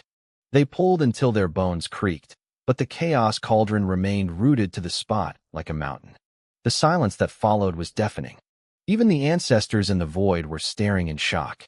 They knew the strength of the Xiong family, and seeing them fail so completely was a wake-up call for everyone. My empress, Luo Qingshan, just watched from the side, covering her mouth with her hand, her eyes shimmering with pride and happiness. The Xiong brothers' ancestors were watching from the shadows, and I knew they were just as stunned as everyone else. They knew the raw power of their kin better than anyone, yet combined, those two hadn't been able to budge the Chaos Cauldron a single inch. I watched them stand there, faces beet red and gasping for air, and I couldn't help but smile. I told them to stand up and catch their breath. I looked at the crowd and asked if they finally understood why I was so confident. No one besides me could move this cauldron, let alone steal it. But the weight wasn't the only thing that made it special. I told them they were about to see its true purpose. The crowd looked confused, so I kept going. I told them that our demon race had plenty of resources, but we lacked the means to use them. To prove my point, I announced I would refine 3 types of pills that the great desolate continent had never seen before. I told everyone to watch closely. The first was the Xianyuan pill, used to restore celestial spiritual energy. The second was the Fuyuan pill, for healing internal injuries. The third was the Chedu pill, designed to neutralize deadly toxins. I called out to the great elder, who was busy maintaining order. I told him to bring me a Luotian flower, 2 Majin fruits, and 1 heavenly spirit fruit for the first batch. Then, I listed the ingredients for the others: blood-congealing grass, chi-gathering fruit, and marrow-washing liquid for the healing pills, followed by 100 poison grass, heshu, and 9-leaf spirit branches for the detox pills. The crowd gasped. Even Luo Qingshan looked startled. She stepped toward me and whispered, asking if I was worried about leaking these secret recipes. She knew the value of a single pill formula in this world was immeasurable. Even though she trusted me implicitly and never questioned where I got these recipes, she was worried for my sake. I just smiled and spoke loud enough for everyone to hear. I told her these were all my brothers, and I trusted them. That one sentence hit the demons hard. I could see the emotion in their eyes. They realized I wasn't just putting on an act. I truly viewed them as family because they called me boss. I was handing over fortunes just because of a title. Luo Qingshan gave me a helpless, beautiful smile. She said she trusted the tribe, too, but she feared what would happen if an outsider used a soul-searching technique on one of them. I told her not to worry. Without me, no one could refine these pills, even if they had the recipe. It was a system-rewarded item, after all. If any random person could copy it, the system would be a joke. The Great Elder approached me with deep respect. He pulled the herbs from his storage ring and arranged them on the platform exactly in the order I requested. I nodded to him, and then my smile vanished. I let a wave of overbearing, regal pressure radiate from my body. Every demon present felt it and froze in awe. I told them that the demon race occupied the endless forest, a place filled with spirit herbs, yet we wasted them because we lacked alchemists. I knew their pockets were empty and their resources were scarce. I told them the Empress had been worried about this for a long time, but today, that worry ended. I picked up the ingredients for the Xinyuan pill and tossed them all into the chaos cauldron at once. I told the crowd that once the herbs were inside, all they needed to do was inject a single trace of celestial spiritual energy and wait. I tapped the cauldron with a spark of energy. Instantly, the chaos cauldron erupted in a brilliant, divine glow. Within moments, a faint, refreshing medicinal fragrance filled the air. When the light faded, I flipped the lid open. A thick, rich aroma surged out. Inside the cauldron lay dozens of dark gray pills. I pulled them out and showed them to Luo Qingshan. She rushed to my side, her eyes shimmering with tears as she felt the dense spiritual energy radiating from the pills. She whispered that I'd actually done it. The demon race finally had its own alchemist. Even though she'd believed in me, seeing the physical proof made her heart finally settle. I took her hand and gave her a gentle smile. The demons around us started hooting and cheering, making her face turn a lovely shade of red. I didn't stop there. I repeated the process, quickly producing dozens of Fuyuan pills for healing. Finally, I looked at the Xiong brothers. The tribal ancestors were fully revealing themselves now, stepping out of the void to witness this. I looked at Xiong Wufa and told him it was his turn. I told him to refine the Chedu pill using the method I just showed him. Xiong Wufa gaped at me, pointing at his own chest. He asked if I was serious, reminding me he wasn't an alchemist. He was terrified he'd blow up the cauldron and be forced to pay for it. His brother gave him a quick kick in the rear to shut him up. Trembling slightly, Xiong Wufa mimicked my movements. He tossed the herbs into the cauldron and injected a trace of his energy. The cauldron glowed again, bathing the area in divine light. When the glow died down, he nervously opened the lid. Dozens of bright green pills sat at the bottom, perfect and potent. The crowd went wild. The crowd went absolutely silent. Every single demon stood there with their jaws dropped, eyes wide with disbelief. I told her that while it only worked up to the 3rd grade, it was more than enough for the demon race's daily needs. These pills were specifically tuned for demons, making them far more effective than anything produced by human alchemists. I looked at the crowd again. I told them that from now on, the Chaos Cauldron would stay right here on this platform. If any of our brothers needed healing or poison cleansing pills for their travels, they could come here and refine them themselves. The demons snapped out of their daze and let out a roar of approval. Leaving a tribal treasure out in the open for everyone to use was a bold, legendary move. But Luo Qingshan was an empress. She saw the bigger picture. She immediately called for guards to watch the cauldron day and night and requested that an ancestor watch over it from the shadows. She issued a stern warning. Anyone caught privateering or selling these pills for profit would be suppressed and exiled from the tribe. I chuckled and told her she didn't need to be so serious. These pills were specially formulated for demons. If a human tried to take one, it wouldn't do a thing for them. I saw a flicker of disappointment in her eyes, likely thinking about the tribe's lack of resources, so I leaned in and whispered that I had plenty of human-grade recipes too. I told her she could have people refine those separately to sell to the humans. It would solve her spirit stone shortage in no time. Her eyes lit up instantly. Then she saw the playful smirk on my face and realized I was teasing her.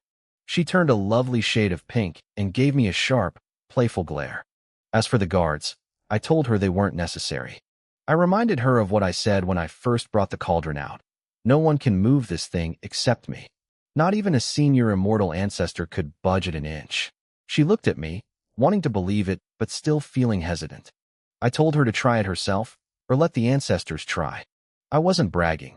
Even if a great emperor showed up, the cauldron wouldn't move. Just as the words left my mouth, a gravelly, powerful voice echoed across the platform. A tall, imposing figure appeared out of thin air. The Xiong brothers, who usually feared nothing, started shaking the moment they saw him. It was the Xiong family ancestor. He looked at me with a face like carved stone and said he wanted to try. He acknowledged that while the cauldron belonged to me, it was now vital to the demon race, and he had to know if my claim was true. Luo Qingshan bowed respectfully, and the crowd followed suit. The Xiong brothers were practically face down on the floor, too terrified to look up. I bowed back to the old man and gave him a simple gesture to go ahead. The result was exactly what I expected. He failed. Then, a dozen other ancestors emerged from the void to help him. Even with their combined strength, the chaos cauldron didn't even quiver. They finally realized I wasn't exaggerating. I really was the only one who held its key. The ancestors looked at me with newfound respect, smiling before they vanished back into the shadows. Luo Qingshan looked at me with eyes full of tenderness. I had given her tribe a miracle and handed her a future she hadn't dared to dream of. For the rest of the afternoon, demons took turns testing the cauldron. Every single one of them succeeded. They looked at me as if I were a living god. I waited for a quiet moment, then walked up to Luo Qingshan. I leaned in close to her ear and whispered something private. Her face turned a deep, bright crimson. She gave me a shy, sultry look and, after a long pause, gave me a small nod. I nearly jumped for joy. My wish was finally coming true. While she headed back to the Empress's palace to handle the new mountain of paperwork, I practically floated back to the Phoenix Palace, my heart racing with excitement. I picked up my fishing rod and headed toward the Heart Lake Pavilion. While I walked, the Empress's palace was buzzing with activity. Powerful experts were flying out in every direction, carrying out Luo Qingshan's orders. The entire demon race was moving like a massive, well-oiled machine. I didn't let the chaos bother me. I sat down comfortably in the pavilion and called out to my system. It was time for my daily sign-in. The system responded instantly, congratulating me on a successful check-in. My reward was a god-grade mask called Stealing the Sky and Changing the Sun. According to the system, this mask could hide my presence and change my appearance completely. No one would be able to see through it. It was the ultimate tool for traveling or, as the system put it, killing and looting. I rolled my eyes. Was the system trying to turn me into a bandit? I told it to watch its mouth, but the system just played it off, claiming it would never encourage such shameless behavior. I didn't believe it for a second. I pulled the mask from my inventory to inspect it. It was golden, soft to the touch, and made of a mysterious material. When I put it on, it felt like a second skin. It was perfect. I tucked it away, but before I could relax, the system chimed again. Another reward. This time, it was the Imperial God Punch. The system described it as a technique that carried the weight of the heavens. One punch could suppress the entire world. I didn't hesitate. I told the system to begin the cultivation process immediately. A moment later, it was done. My body surged with a terrifying imperial aura. I sat there in the pavilion, feeling like an ancient emperor. The power was immense, yet I could control it perfectly. as if I had practiced the technique for 1,000 years. I was more than satisfied. I stood up and stretched. The sun was starting to set, and the sky was turning dark. I looked at my reflection in the water. I looked like an elegant, handsome young scholar. No one would ever guess that beneath this composed exterior lived a genius who could suppress the ages. I headed back to the Phoenix Palace, thinking about Luo Qingshan. A smile tugged at my lips. When I arrived, she was already there waiting for me. We ate dinner together, served by Qing, but I could tell Luo Qingshan was nervous. She remembered the promise she had made to me earlier. After dinner, I led her into the bedroom. She sat on the edge of the bed, her face flushed a deep crimson. I walked up behind her and gently wrapped my arms around her waist. "Is everything arranged, my lady?" I whispered. She turned around in my arms, her eyes filled with tenderness. She told me the plans were in motion. Soon, humans would be coming to buy our pills. Even though we were starting with low-level pills, their quality was far superior to anything the humans could make. We were going to take over the market. She had already ordered a medicine hall to be built on the border. She was even using demons who had failed their transformation to run the shop, with secret guards protecting them from the shadows. "Since my husband is a scholar," she said softly, "I want you to name the shop." I thought about it for a moment and smiled. "How about the pavilion of 10,000 pills?" Her eyes lit up. She loved it. She threw herself into my arms, overcome with excitement. As I held her, I realized I could use my new mask to help those demons who had failed to transform. It was a perfect fit. The night grew quiet. I leaned in and whispered into her ear that it was late and we should rest.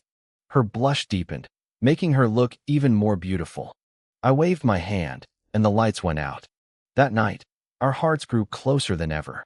Even the moon seemed to hide behind the clouds out of shyness. The next morning, Luo Qingshan woke up first. She watched me sleep for a while, a soft smile on her face, before trying to sneak out of bed to start her work. I wasn't about to let her go that easily. I reached out and pulled her back into my arms. "You're awake, wife," I murmured. She gasped, her face turning red as she felt my grip. "Don't tease me," she pleaded. "I have so much to do. I'll make it up to you tonight."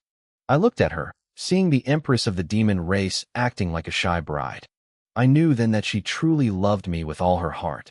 My chest tightened with affection. "My lady," I said, my voice full of emotion. I watched her with eyes full of affection as she prepared to get up. Luo Qingshan looked back at me, her gaze soft and tender. I didn't just let her leave. I decided to return the favor and help my wife dress, my fingers lingering as we shared a quiet, intimate moment. The connection between us was growing stronger by the second. We laughed and teased each other until we were finally ready, eventually walking into the living room looking like the picture of a happy couple. Qing greeted us with a knowing smile. I sat down for breakfast while Luo Qingshan prepared to leave. She had matters to attend to at the Empress's palace regarding the pills from the day before. After a gentle goodbye, she headed out, leaving me alone in the Phoenix Palace. I didn't head to the Foxheart Pavilion today. Instead, I told Qing not to disturb me, claiming I needed to focus on my cultivation. I retreated to my room because I had a secret mission. I needed to deliver the heavenly demon god transformation tower to Luo Qingshan, but I couldn't do it as the scholar. Thanks to the mask I received from the system, I could disguise myself as a mysterious demon race powerhouse. It was the perfect solution. Before I set my plan in motion, I decided to complete my daily sign-in.